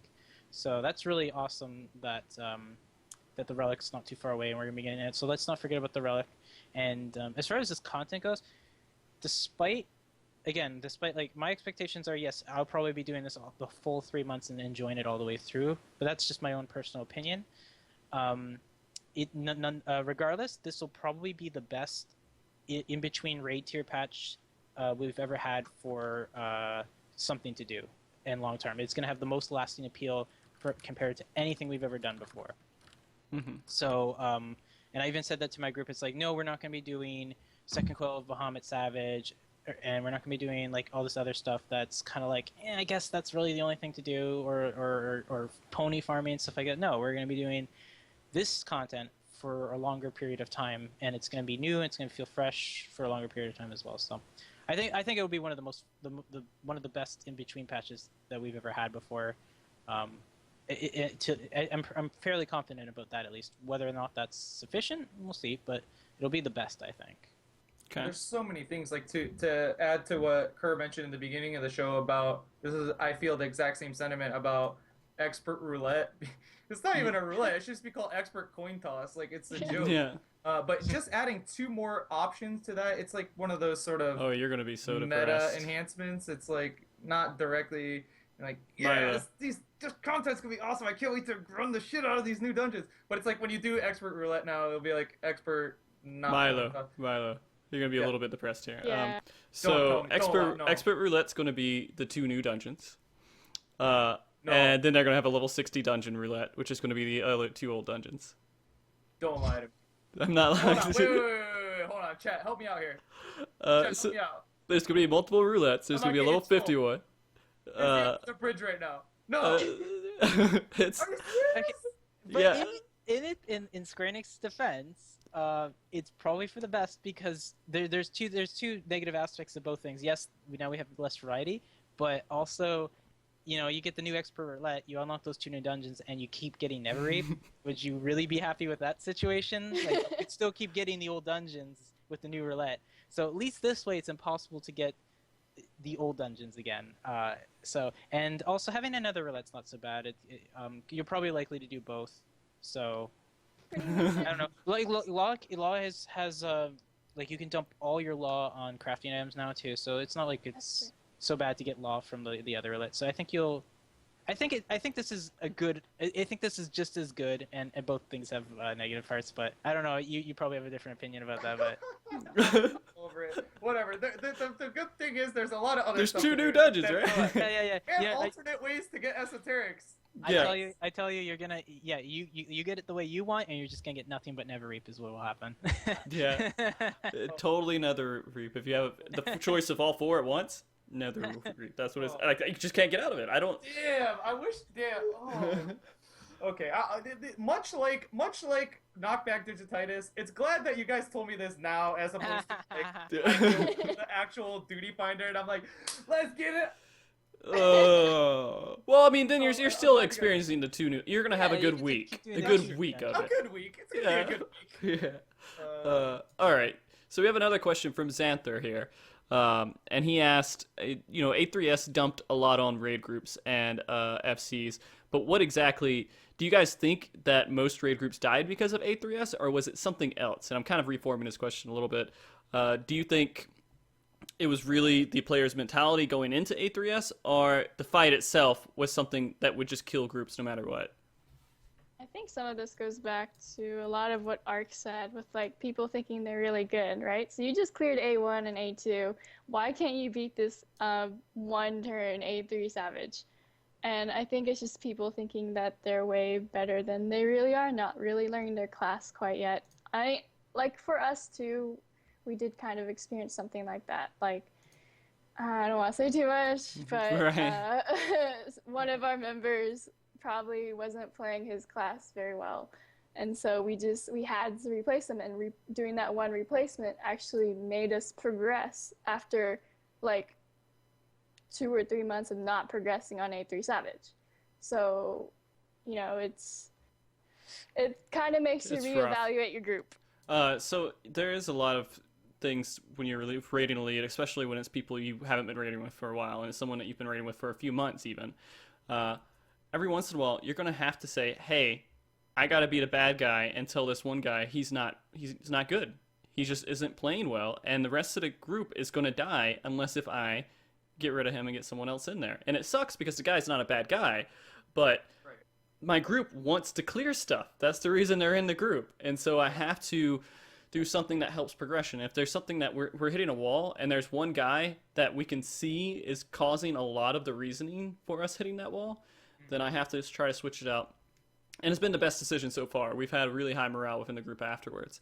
And that's So the thing too. That's like maybe another critique of the game. Maybe is that they're trying to Square Enix is trying to curve people into like the hard difficulty content, but there is a very very distinct like the curve of difficulty in the game just goes floor 1 savage, floor 2 savage, and like it's not even close. Like if you put on your resume like cleared floor 2 savage, it's irrelevant really. Right. Like, it doesn't exactly tell the whole story of what your level of play is. So something to consider in the future too. And just for the record, for anyone who might be in a similar situation for raid groups, like it's always good to make sure you give that person the opportunity to improve, which definitely Frosty and Kerr in their situation did. But they gave them probably more time than they should have.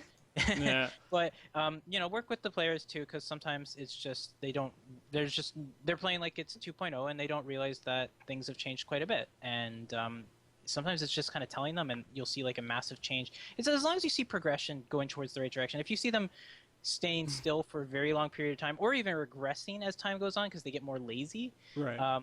That's the stuff you got to watch out for, and try your best. But you know, there's only so many resources you can use until that eventually starts to get rid of the players who are really putting a lot of effort in and are really the people you like to play with. And once it gets to the point where those players are starting to kind of get unhappy, that's when you have to really intervene and potentially remove the member, which is unfortunate because that stuff should be pretty rare in a group because it's very rare when it's beneficial, and in some cases it definitely is beneficial. So just make sure you kind of put the effort into that stuff. And again, it's only about the fact that A3S was definitely the first fight where it kind of is like, okay, do you know how to play your class at level 60? Prove it. And a lot of people thought they did, and they really didn't. Yeah. And I think that's just a part of it. That's a part of it, but it definitely added to it. And hopefully not many people are going to experience that again in the next fight, because you probably will experience again in 4.0, but and try and remember in 4.0 when we get there, way off in the future, but that's probably going to happen again in 4.0. Just remember what happened in 3.0. Yeah. But yeah, in the next raid tier, we have a lot of knowledge about the classes at 60. Even if you didn't discover it yourself, it's out there now. You can do some research. It's much higher quality. The guides are much higher quality now. So, yeah, I think that was definitely a big part of it. For sure. And hopefully that answered your question as well, man, about if playing with people affects certain people that you play with actually affect the game being burnt out for you. Yeah, players can cause you to burn out if they're horrible with your group. Without a doubt, it is contagious. Yeah. Or just the general atmosphere that can happen in a raid group can deter you from playing. So. And that's a huge thing with raid leading, by the way. You guys, you can't just usually form a group and make it. You're really lucky if it just works out. Yeah. You have to manage people. You have to say, hey, this is how I'm going to provide a positive atmosphere for my raid group, and they want to come and raid. Otherwise, it's going to suck. It really is going to suck. Yeah. There's also So what was happening too? You have to like look at your group and see how they're feeling as well, because sometimes they won't be honest. They're just like really nice, right? And they just want to raid with you as a group. And what happened with us was nobody really wanted to say anything about this one person because we wanted to make it work, you know. And like even though we weren't progressing, we were just happy to be going at it, I guess. And even when we progressed just a tiny bit, it was like a victory. But like in retrospect, like we could have progressed a lot more without this one person, I think. But like overall, our group was starting to get what's the word? I guess too complacent with where we were because we would be stuck on this one phase for months, and they'd be like, "No, it's all right. We're doing fine," but really, it's not all right. Yeah, and really they're thinking, they're just trying to be nice and not a complete asshole about the situation, because they know if they're like, "Oh man, this sucks. I can't believe this," we're not going to want him in the group, right? Because he's making the situation worse. Yeah. Oh God. Yeah. That's not Spinning- the way to go. Yeah. Flaming people. Yeah. That happens. And even talking about like even bringing it back to Burnout a little bit too. Some things I find is really important. You have to protect people's interests. Like even if they don't notice you're doing it, which is again, this is one of the reasons why raid leaders kind of get a bad rep. Like they're usually kind of like seen as a little bit more like annoying or strict or whatever. But sometimes you're just trying to protect their interests because it's like sometimes players do get burnt out and then they start to get more lazy in raid and they play worse. And it's like I know what your potential is, and I know like a month ago you loved playing with this group and you love this game, and if you keep going down this track, you're gonna like regret potentially leaving the game or quitting the game or leaving this group in general, or even getting to a point where I have to remove you from the group because you're just too lazy or too burnt out. And it's like, okay, I'm gonna try and like protect your own interest here because I know what you actually really enjoy, and you're just going through a phase right now where you're a little bit burnt out. And it's sometimes it comes up, and you just have to be like, what do you need from the group and us to try and make you kind of like get past this? It's like, and you don't even have to point out the fact that it's probably temporary because I know it's temporary because I've been playing with people or individuals long enough to know what they're like when they're really enjoying the game and what they're like when they're a little bit burnt out about the game. And most players regret dropping out when again this has nothing to do with real life. This has to do just strictly with the game. But most players regret like giving up when they're burnt out from stuff specific to the game, and they come back and it's like, man, I really missed that group, and if I just kind of had like a little bit of help, or if I just kind of worked through it, I would have really would have preferred to stay with them. So that's unfortunate. So like as a raid leader, I'm trying to protect their interests as much as I can. So that stuff comes up a lot. All right, It's I'm a gonna really make difficult task. Yeah, Really. Yes, it is. It can be. I'm going to make a really derailing comment that I just feel like I need to because every time I look at your cam arc, it's reminding me. But I think your headset's going to become a visor in a little bit. It's just like There it it goes. is. There it is. There you go. It was pretty funny. I just kept seeing it like go down a little bit more. It was funny. Well, wouldn't that be more funny if it actually happened? Yeah, I was debating there, and I was like, I like Ark. Don't want that to happen to me. Yeah. All right. So Shady Grove 14 is DPS or a lack of causing people to get discouraged and leave the game. Or I'm guessing it's saying is DPS performance cause people having less DPS than they should, causing people to get discouraged and leave the game. I think that might go into the same thing that we were talking about earlier, where people thought they were really good, but they weren't as good as they thought they were, and so when they have the lower bits of DPS in there, it's discouraging them, and they're like, I thought I'm doing great, I know I'm doing everything I'm supposed to do, but I'm not the super hardcore melded, all this other stuff. Maybe that's only a little bit of the reason. You could be, there's a lot of things people need to change in order for them to get really good, and it takes work, and if they don't want to put in that work and they just want it kind of handed to them, yeah, that's going to discourage people, but you're going to have to wait. You can't clear content the same time that people spend 18 hours a day for a month clearing content. You're not going to be on that same level. You're going to be much further below them. And so, go ahead. I was just going to say that there is a big emphasis on DPS this tier, a little bit too much more than is actually required. So that's one thing I kind of want to point out to the community. Like, you really don't need to be doing some of the numbers that you, especially the top numbers, but even the above average numbers to clear these contents. It's still about, once you get the gear, it's still about executing mechanics. So make sure you focus on the mechanics first. And the best advice I can say for people who are trying to compare themselves to where they should be is rather than using what people have said or FF logs or anything that's kind of like that, look at a kill video and look at a fight where you can actually see the strategy that the group's executing, and then say, that person and that did like 200 more than me or 100 more than me. Why did they do 100 more than me? I can't actually see a reason, so it must be something that I'm potentially doing wrong. but and then maybe you can try and slightly improve yourself, but it's always small incremental growth. If you're thinking that I'm doing 900 DPS on this particular fight and I need to be doing 1,000 and 100 or 200 or 200 more basically, and it's like I need to be doing 200 next day, and then you start doing some really weird things that screw up mechanics and stuff like that. That's not the right amount of growth. And also, if you see someone in your same situation doing 900 DPS and killing the fight, then it's not as critical for you to get there as well, because obviously that fight can be done with your class doing that much DPS. So just kind of keep it in mind. Like again, use kill videos and things like that. Even if you're looking at a kill video where people are a lot less geared than you, again, if you see a tank or a healer or a DPS of the same class of you killing the fight with a certain number of DPS that you're actually obtaining or close to, that should be enough. Make sure you focus on mechanics and allow, which will allow other people to get practice on the fight. So, but yeah, I think there's a little bit too much emphasis on DPS. So hopefully, it's important, but not as important as people might think. So. Okay. All right. So I'm trying to go through these questions quickly. So sorry, guys. I know MiLo's like, man, I'm waiting for something. No, it's okay. Yeah, I mean, you guys summed up that point pretty much. All right. So I'm going to ask you this question, MiLo. Sure. And I'm going to let you answer it to the best of your ability. Okay. All right. So Shush Envy, question: do you guys think it's possible to avoid player burnout by helping new players? If so, what are the tools look at to help find those new players? As a new player myself, getting into the community has been sort of rough.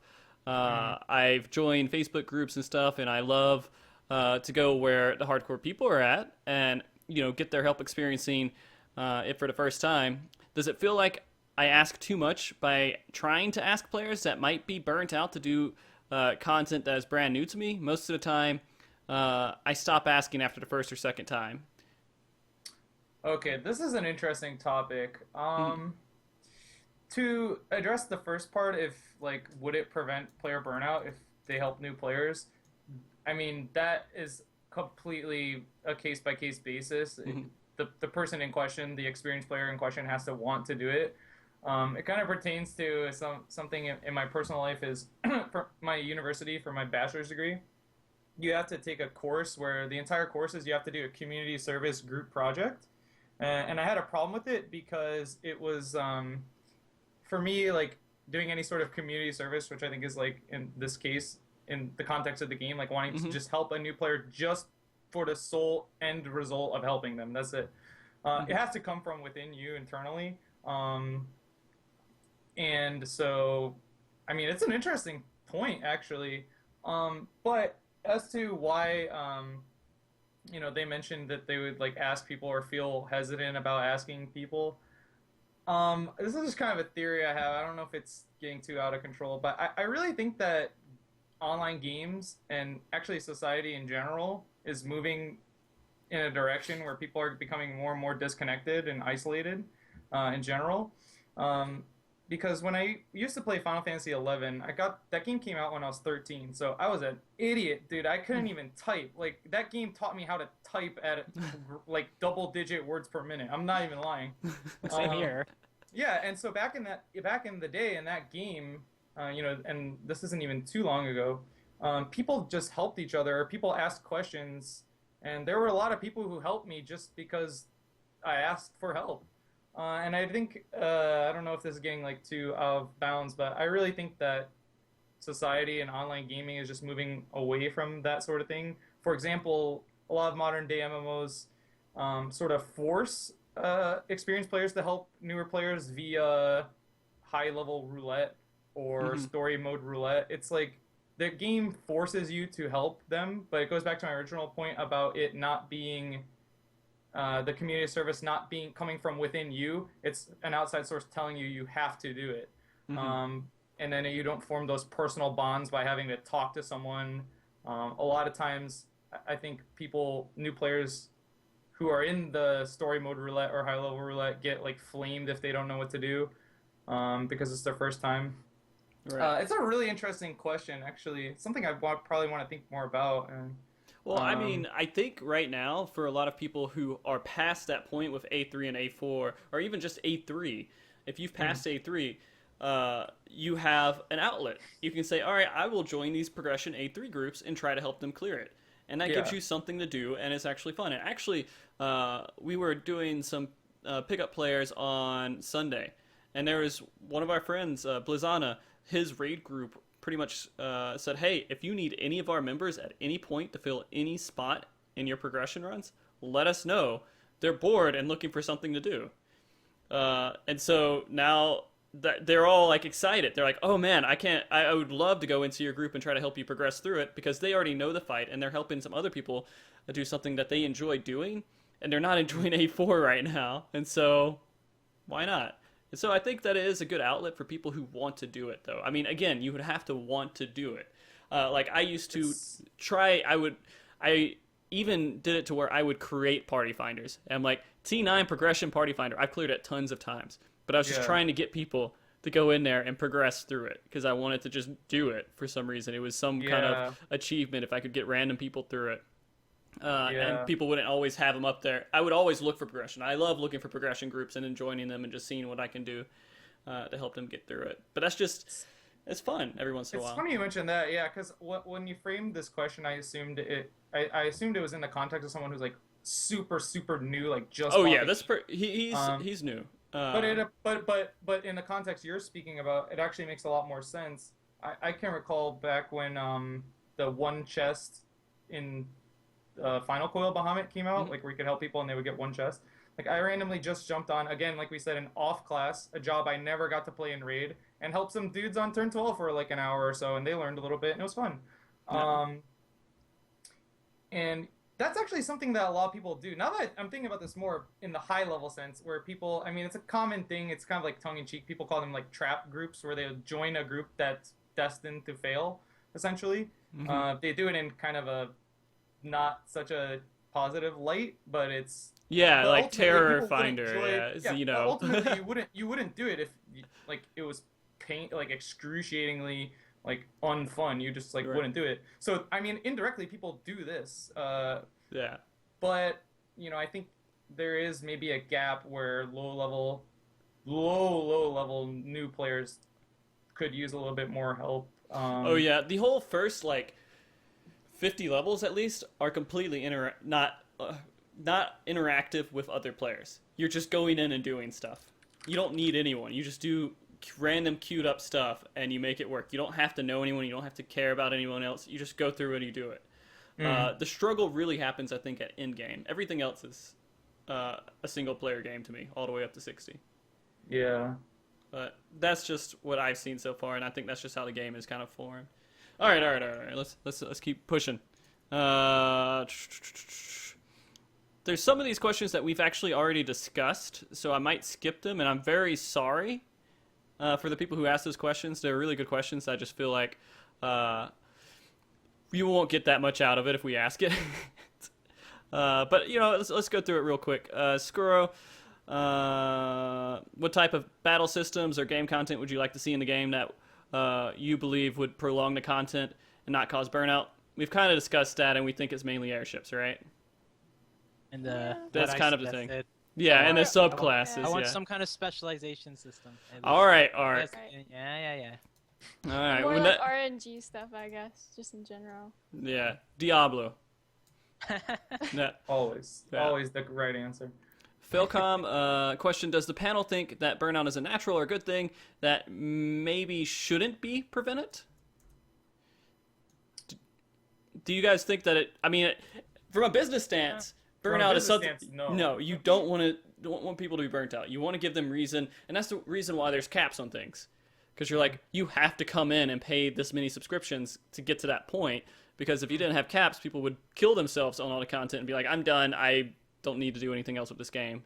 Yeah. I think that the important thing is to just burnout usually has to do with like it can be a lot of things, but if it's like specifically within your control, in a sense of it's like about the game, or maybe another game came out that you're more interested in, or you're just kind of getting bored with the game or the current situation of the game. I don't think it can be prevented. I think it's natural and can be dealt with in a way that might like you should think about your future with the game? Like, are you going to continue playing it in the future? You probably are. So maybe you want to deal with the burnout differently. So I think it should be. I don't think it's very easily prevented. It's probably going to happen no matter what. You can delay it potentially, but it's just again a matter of like just how you, when you are burnt out, how do you deal with it? Are you going to put more strain on the people around you, or are you going to kind of work a little bit harder so that you can maintain your relationships and your status, so that when you are more interested in the game again, you're in a better situation, you're going to enjoy it more when that comes up again, and you don't burn any bridges and stuff like that. That's specifically around like game burnout. But when it comes to like burnout because of real life changes or things in your real life, that's when you basically say, I'm burnt out on the game because I really, my situation's changed and I can't enjoy the game I used to. That's when you should probably consider taking a break from the game. When real life comes up, like deal with real life first. You need to be responsible with it. That's like, I mean, I only want people in my raid group or in a raid group that are going to be responsible with their real life because, and good at being responsible with real life, because You don't want them bringing the drama to the table right now. well, not even just that, but just like the like it could be at any, if they're not very responsible, if they're not really responsible with their real life, they're gonna have like very unexpected, like like the drama is one of the things, but they're going to be very inconsistent and just randomly not be able to show up for a very long time, or not be able to play very well for a very long time, and it's all specific to real life. And then I'd just be like, man, like take care of your life. It's no big deal. You can leave on good terms. Maybe someday we'll have a spot for you again, but or maybe you'll find another group. But like, you know, real life is real life, and that's like the priority always. So take care of it, and then come back when you can enjoy the game again. Don't do two things poorly, especially when one of them those things is like real life stuff. So yeah, burnout regarding real life should not be prevented, and you should probably focus on ensuring that everything in your real life is set up for you to play the game the way you want to. And if it isn't, you probably shouldn't play the game at that time. Before I forget this point, it's something that we were talking about business models.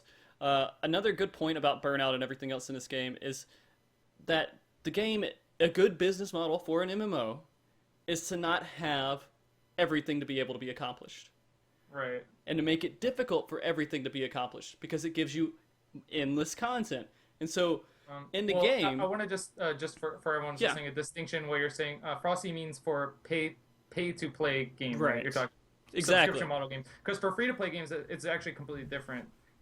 They actually want people to burn out after a while. That way they drop another expansion that you have to buy, and then everyone buys it because they're so cool. But anyway, I just wanted to clarify. Yeah, exactly. So subscription, you want people to just keep playing and have reason to play and have somewhere that they can shoot for at all times. You don't want them to ever hit a dead end somewhere. And so thinking about that as well, a lot of people do want to achieve all of these things, and they think if they don't achieve it, because all these people are making all this money on market board, all these people are over here clearing stuff, and getting top DPS in raids, and everyone's doing whatever else it is. If you try to grab all that stuff, you're going to get burnt out. And the game, if it wasn't designed to allow that to happen, you would be bored. Mm-hmm. You'd run out of things to do. But okay, sorry. So a quick question from Mint was, will you need to be able to clear Savage to go into the next set of raids in 3.2? I don't think so. That's never been the case, so I can't imagine it being the case now. Well, you would have to clear probably A4 Savage, wouldn't you? Wait, to get into the next Savage difficulty. Right. Because they did that even to get into Savage, you needed to clear Ultima Weapon because it's from the Minstrel quest chain. Mm-hmm. I don't know if that's probably trivial to some people, but to new players, you might not have known the fact that you had to kill Ultimate Weapon hard mode to get in to Alexander Savage. Funny enough. No, not for normal mode, but I would say that it should be a prerequisite for, and it likely will be a prerequisite for the new Savage. Oh, actually, sorry, wait, they're doing one difficulty, aren't they? Potentially. It sounds like they're doing one difficulty, so never mind. If they're doing one difficulty, then no, you won't. I don't think. And you'll just have to clear normal mode. And if they're doing two difficulties again, which I don't think they're doing, then you probably would have to. Okay. I totally forgot that point. I was thinking the exact same model as before, but I think they're doing one difficulty again, just for this tier, anyways. And they're trying to do something for later on. So you probably just have to clear normal mode for the story purposes. Okay. Let's ask some troll questions real quick and line everything up. So Rios, who's probably dead asleep because I'm sure it's 9 a.m. for him. If an orange is an orange, why isn't a lime called green or a lemon called yellow? Rios, what the Yeah. Okay, you get laughs for your answer, buddy. Is there certain languages where that is true though? Like the other fruit are called something like that. Maybe I'm looking into this too much. Because we're just talking about English right now. I don't think so. Yeah. All right. Waltz, question: how do you avoid burnout from roleplay?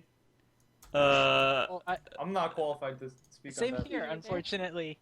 I mean, I do have some experience, but it was very spur of the moment sort of thing. So I don't know. Maybe roleplay something else and somewhere else. Roleplay that you're a character who's Change not race? So Become chaotic good. chaotic good. There you go. Yeah. All right, so let me see. We got one more troll question here. Question for MiLo: how can you become any more awesome? From Buddy, what's his name? Buddy. Buddy's just being a bro. Trying to butter you up. Something like that. And Rios is in the building. Good God. Oh goodness. Rios, go to sleep, buddy. Jesus. But thank you, buddy. I appreciate that. I see you there, Cryo. Okay. I'm gonna just have to randomly pick a few more questions here, and then we're gonna have to end it. I'm sorry, guys, but we are getting kind of late here. So Alexia asked a question here. Do you have any advice for an A3 static consisting of 4 to 5 friends who want to keep raiding together but are struggling to recruit 3 more people after losing people to Burnout? Well, Anybody? with the next patch coming up, I think you'll have a bigger pool of people to choose from because people will be coming back. So I'd say just wait until tomorrow and see if you can recruit some people this week.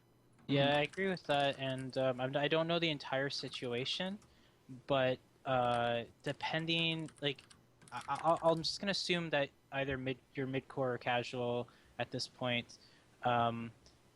Just don't be afraid to like help train people and help look for potential. Don't look for people's current achievements.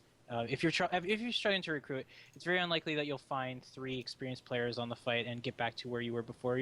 Your entire group's going to have to take the hit and say, okay, we're going to have to step back a bit and potentially have 3 new people learn some parts of this fight. And it should go faster because you guys will have knowledge of the fight and should be able to get them through it a lot faster.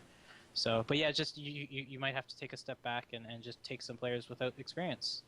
Okay. And on that fight at least, like try and get as much experience as you can, because I know that's hard for a group who's working on a fight like that. But yeah, for sure, you'll have to probably put a little bit of work into those 3 new members. Okay. All right, and so I'm going to ask one last question from someone who hasn't gotten a question in yet, who is very close to about as hype as MiLo can be. Beros. Hey, Shout out to Beros, man. How does the panel feel about adding, and I'm going to direct this mainly towards MiLo, how does the panel feel, even though it's how the panel, about adding more tangible rewards that the players care about from accomplishing all different kinds of things in the game? I always thought that it would add more value to other content if they provided cutting-edge PvE gear as rewards to other forms of content. PvP, Gold Saucer, Time Trials, question mark, Airship Land, Minion Battle Rankings, anything. If it was just adjusted to be hard to obtain, but possible, would that add replay value to all content? So basically, if you had a dangling carrot of PvP gear from things like Lords of Verminion, would that be a good or bad thing? I mean, it certainly would create replay value, but I think that would anger a lot of people. Yeah. Generally, like, yeah, like, the gear is tied to the content that it is applicable to for that reason, because your mind has to draw some sort of connection to things in order for them to make any sort of sense. I mean, so it does make sense, I mean, in the sense of avoiding burnout and adding replay value, that would work, but yeah, I just think that it's maybe not the right way to go about that in particular, which is why things like in this game Glamour or in World of Warcraft like transmogrification are just really good ways to add incentive to things. Though it doesn't pertain to everyone. A lot of people simply could not care less about that. Right. But yeah, getting like getting like a possible good item from Lords of Vermilion that you would need to raid, I think would enrage a lot of Oh people. goodness. Yeah. Yeah, Um, I can only imagine, like, there's already so much hate about people getting content too easily. Like, all the people are like, oh, well, I cleared Savage, so that means that you can't get it unless if you clear Savage. You can't get anything equivalent to what I do. And so, oh, we gotta feed the casuals gear. Things like there's a lot of hate out there for it, and I'm sure that would inflame that. I can say that getting gear by doing some activity that helps you do another one is actually a step backwards in MMO progression and how MMOs have evolved. Because WoW was extraordinarily terrible at doing that, especially around PvP. Because especially in vanilla WoW, and they've gotten better at it. There's still a few problems around it, but especially in vanilla WoW, you had to PvP to get some of the best raid gear. In fact, you could get way back when you could get top tier raid gear just from PvPing. Also, wasn't there like I don't know if it was in like season 2 or like season 4 where everyone was using raid gear in PvP and just trashing. That was more in vanilla WoW before they added in the okay. resilience and stuff like that. Yeah. I think they added that shortly into TBC, and that it kind of got rid of that problem. I can't remember. I'm pretty sure resilience was in TBC. But anyways, yeah, in vanilla WoW, you could also get a bunch of PvE gear, and they had like these broken mechanics to them. It was a little bit of both, but you had to do both basically, and that's how you could get some of the best gear in the game. And some people loved it, but it was hard because unless you did both types of content, you were bad at both things, unfortunately. Right. So it's not that great. It's a step backwards. I think overall it was cool at the time, but it's very old MMO and doesn't have a place in like modern MMOs these days. All right, so we're gonna stop questions for now. I know there's some more out there. I appreciate you guys asking questions, but some people on the East Coast especially might need to sleep a little bit. So I'm gonna do one thing that we haven't done before, and I didn't announce it or anything because I do appreciate everyone who watches this show. By the way, you guys supporting us, it means a lot to me, a lot. Because I wouldn't be here if I didn't have people supporting me to do the show. So we're gonna go on to our mystery segment here. Oh, what could it be? What could it be? Oh, it's a secret minion giveaway. Yeah! Oh! Free shit, yeah! So 3 free stuff from the Mog Station. So let me make sure I tell everyone kind of how this rundown is going to work. So I want to, this is probably going to help a few people who want to do Lord of Minion. And I'm not going to do this with a bot. I'm chaotic good. I like chaotic things to happen. So if you win, I need to make sure that you whisper me your in-game name and your server and how you want me to send you the minion code. And maybe like private message you. yeah, private message me that stuff. If you don't know how to private message me, tell me that you sent it to me in Twitch mail or whatever, and I'll check that. All the rewards will go after the show is over because I don't want to risk putting my credit card information on the screen by effing something up there. So how the systems is going to work is without a bot and being completely ridiculous is I'm going to say a random number range in chat. Oh, wow. All right. And then, yep. And so basically everyone who puts in the number, you only get one number to put in. If you put in more than one number, if I catch it, you're going to be invalidated. And then I'll go to the next person. You get one guess of numbers, and the first person to guess the right number will get the minion. So I'm going to post it in chat so stream delay doesn't cause any kind of issues at all. And I'm going to tell you what the number range, when I say what the number range is in chat, that is when you get to guess what it is. And so to prevent it being rigged, I'm going to write it on a piece of paper here too. And I'm going to put it down. And so when I write the number and I say, hey, someone's won, I'll lift it up and you're like, oh, he's not BSing me. So I think I'm going to do, what's a good number range? Like amount of numbers, 25 numbers, 10 numbers, 50 numbers? Do How about 156? 156 Shout numbers. out to 156 people in the building. Let's go. Oh, okay. That might take a while. You're right. Let's cut it down. Let's try 20 first. So it's gonna be. I'm gonna give like a. You're giving away many. Okay. I'm gonna give 3 minions. 3 minions away. So let me see. What is the number range I want to do? I don't know. I'd probably say like 1 to 50. I'm not doing that one because anyone who heard that now would have got an advantage. While Frosty's doing this, I'm gonna up the ante. I'll give away an Odin mount if someone can whisper me the correct answer to the question, what was Mike Tyson's greatest fight? If someone whispers me that, I'll give away an Odin mount. So You do that real quick. Do that real quick. And when you get somebody. I'm kidding. That's the. I know. I'm sorry. Yeah, no, it's okay. All right, I got the first one ready. I'm gonna type it out, and I'm gonna give 10 seconds for you guys to be ready. Number range is, haha, you thought I was gonna say it. All right, guys, get ready. I'm gonna type it in here, and go. See if we find somebody. All right, we got a winner already, Alexia. Oh man. Alexia. Nice. Congrats. So that was quick. Look at that. 81. It's backwards here. It looks like 18, but that's 81, guys. Maybe, I don't know how to... Okay, alright, you got the failsafe. I like it. Yeah, so this is my failsafe here. That was a real quick guess, too. Let me see if I can change my... No, I don't think I can change it to be horizontal.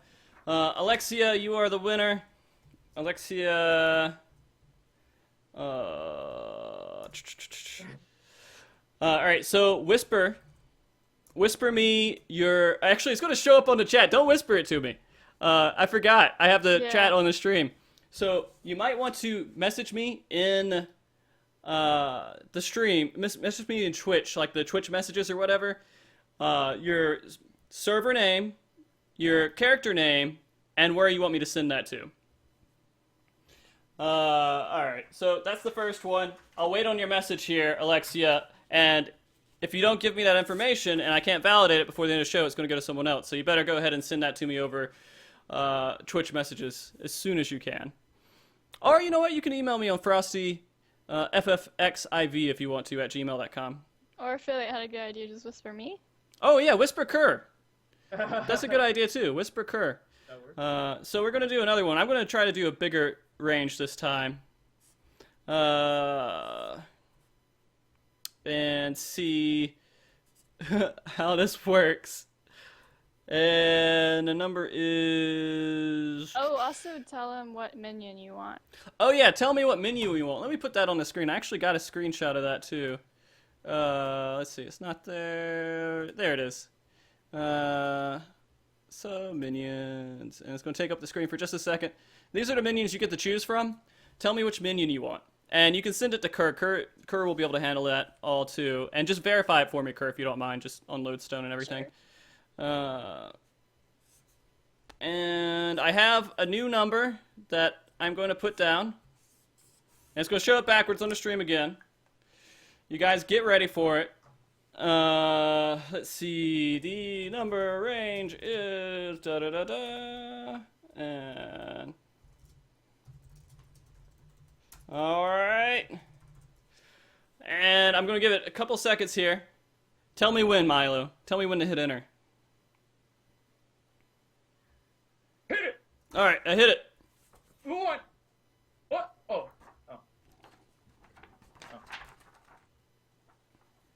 Oh gosh, there's so many numbers! Oh gosh, I'm trying to keep up with it. Do you have like I don't know if it's only Better Twitch that does this where you can like scroll back? Yeah, I can scroll back. I don't see it yet. Just make sure you search for it. Yeah. You guys are getting close. Maybe that was too big of a range. I'm going through all the numbers right now. I don't see it. Alright, you guys can all make second guesses. Alright. Second guesses enabled. Go. Alright. 156 to 273.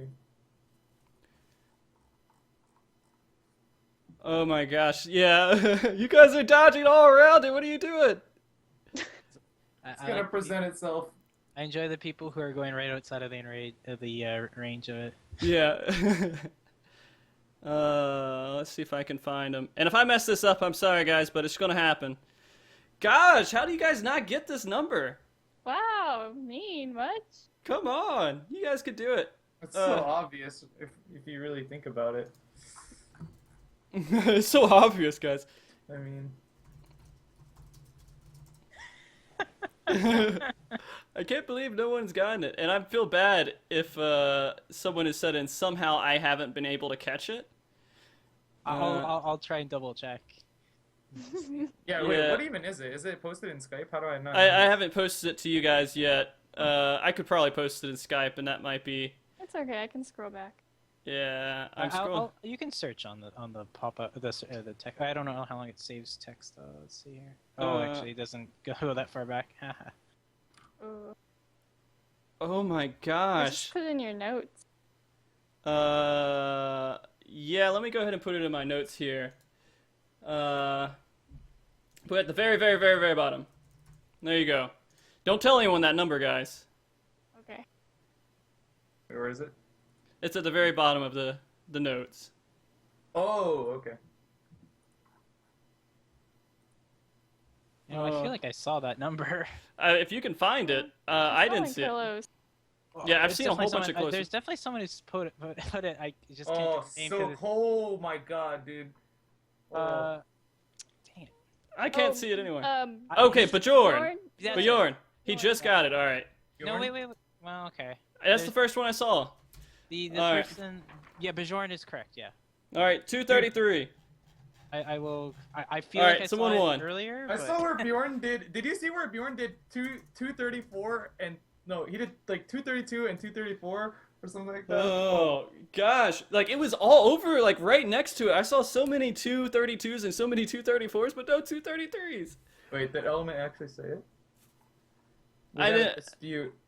All right, you got. If you can prove Element, if you can prove that you got, you're a mod anyways. Element's filed a claim. Yeah, I'm pretty sure I saw that number before I- you said anyone I could looked give it, but... through it all. I looked through it all. I didn't see it. Bjorn, send the information. You're the winner. This is the chaotic part. I didn't see it called out. Who called it out? I didn't see the name because I didn't know what number to look for. Oh, Element apparently had it first. Uh-oh. All right, so you guys really think Element called it first? I don't know actually, know. but Didn't this we... is fun. This is fun, Frosty. Okay, this is fun. No, I'm having fun This with is it. uncharted territory. This Yeah. is uncharted territory. Yeah, oh, F you, Element. You don't have a sub. I'm not giving you it. Hey, there it is. The Uh, gray face. Hit all right, you with the so- gray face. Jeez. Born, send the information over the Kerr.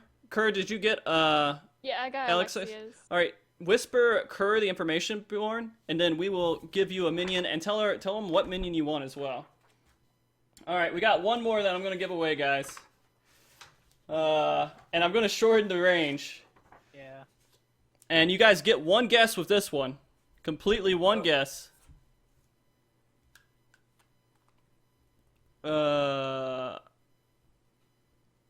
Uh-oh. Uh-oh, we got another dispute. Got it also? Hmm? Maybe just give away two? Looks like someone else said it. Well, who said it? Was it, Mercy PL? Yeah. Alright, Mercy PL. You get it, but you're the only other person. Everyone else is screwed. Send your information over the Kerr. Because it was a little bit chaotic there. And we're trying to get into this uncharted territory stuff. I can't take... Because everybody's going to tell me they said 233. Everybody's going to tell me they said 233. But I'll take that one just because I let it be a little bit chaotic there. So Mercy, PL, send your information over the Kerr. Let her verify everything, and then she will give you she will give me the information to give you a minion. I'm happy. You know what? I love chaotic. I don't know, And it then seems like chaotic neutral at this point. I don't know. chaotic neutral. Hey, we're moving towards chaotic neutral. I guess so. Everyone go in there. All right. And yeah, I mean, if I miss it, then I miss it. It's fun, guys. It's a minion. All right, here we go. Last one. And the number range is, I'm going to type it in here in chat too, so, or not chat, but in the document so you guys know what it is too.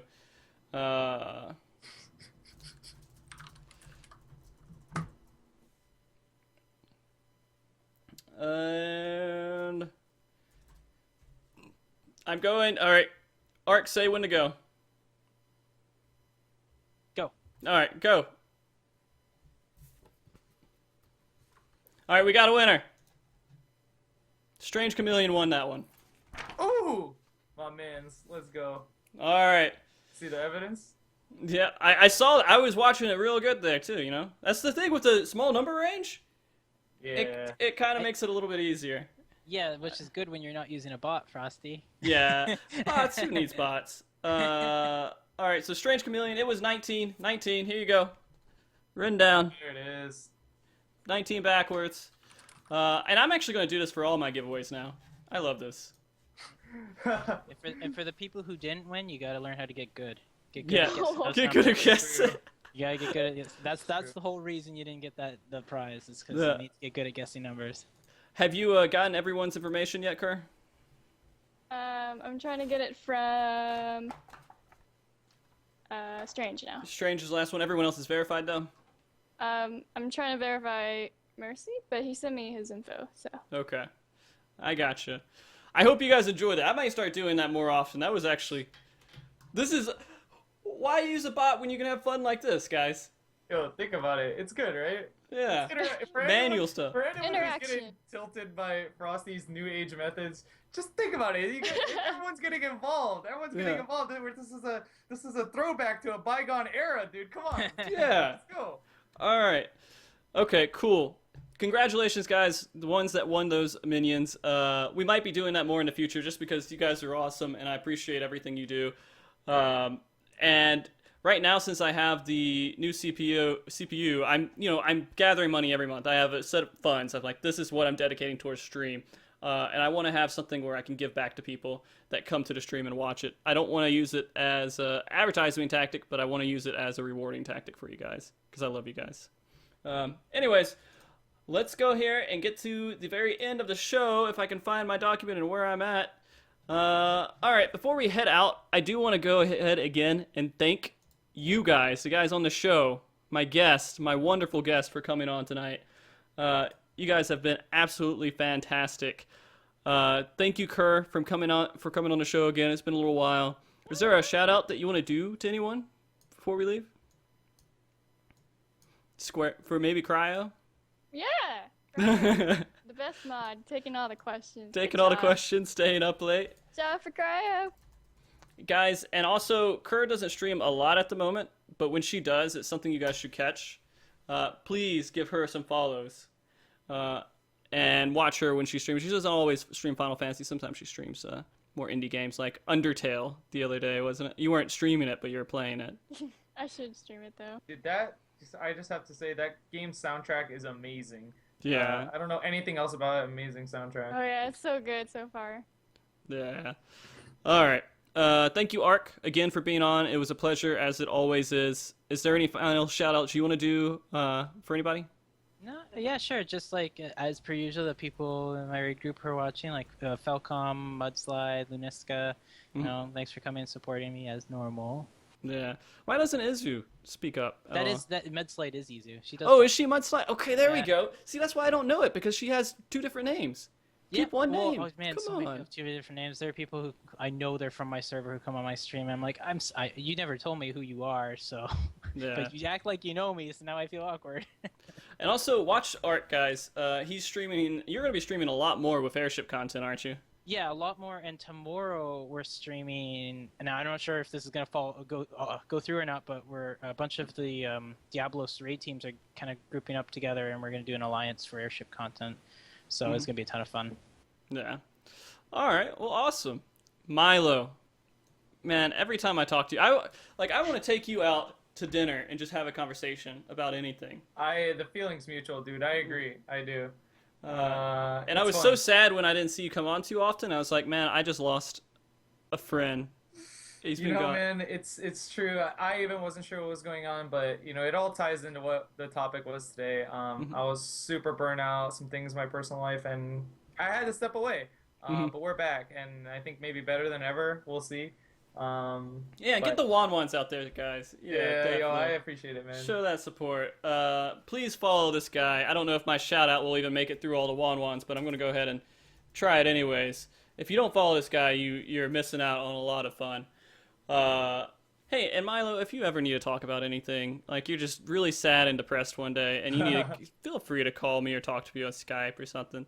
Dude, I'm I here for definitely it. will, man. No, seriously, it's really fun to the pre the I don't know even what do you call them, like pre-show meeting sort of thing. Yeah, Where you just go through details. They're always a lot of fun, man. I do yeah, enjoy talking with you, and I mean everyone on the show has been amazing, and it's been an honor, man. Thank you. yeah. We'll have you on again. Don't worry. We better. Sorry, everyone. Sorry, everyone. Damn. Yeah, we will have you on I again. was like, come on, man. There's so No. many people. All right, all right, all right. Thank you, Cryo, as well, for helping us gather questions and everything. Oh, wait a minute. You know what? I skipped your shout out. You want to shout out somebody, MiLo? Honestly, man, I just want to say shouts out to everyone who's watching, who stayed up late. I know, a lot of, I mean, everyone, it's been a lot of people here tonight getting excited about 3.1, having to hear my Baby Rage PJ Salt diatribes, but, nah, man, Love seriously, it. just shouts out to everyone, who stayed up with us. I know we're all excited, and it's cool to share the excitement, uh, together with people who are passionate, and then, of course, just all the crafty veterans who's been stopping by this stream. You know, thank you Yeah. to you guys. I really appreciate it. And yeah, come check us out, man. Come check us out sometime if you guys haven't stopped by the channel. Please. All right, and thank you, Cryo, for stepping in tonight and helping gathering questions. I know you're probably tired and you have classes and stuff in the morning, and we stayed an hour later than we were expecting to stay. Thank you, Tari, for making the intro music. Gilly for the artwork. The Patreon supporters who do actually help provide, the minion giveaways and everything else that we're doing. And of course, the wonderful, the beautiful, the amazing people watching us tonight. Thank you for coming by and supporting us. And I hope you're all really hyped for 3.1. We will be back next week, same time, same place, with Joe Never Fails to discuss PvP. I'm excited. We got a lot to talk about, especially with the expectations that we were kind of hoping for with this patch with PvP. And I have some thoughts I want to talk to him about that on, and it should be a pretty good show. It will be a pretty good show. So let's do our 15 seconds of awkward waving goodbye and everything. I would host somebody, but I don't think there's anyone streaming Final Fantasy 14 right now.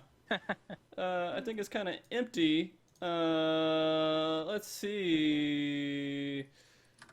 Let's host Joe. Joe, I don't know what he's doing. He's doing Extra playing Life something? Hypathon. Yeah, he's doing something. He's waiting for Final Fantasy 14 to come out. Yeah, so let's host Joe. Joe, I don't know what he's doing, but just stop by and say what's up. Joe Never Fails. Goodbye, guys. Have a good night, and see you next time. Take care, everyone. Bye. Good night. Bye. Host. Does it work? All right. Joe Never Fails. Stop.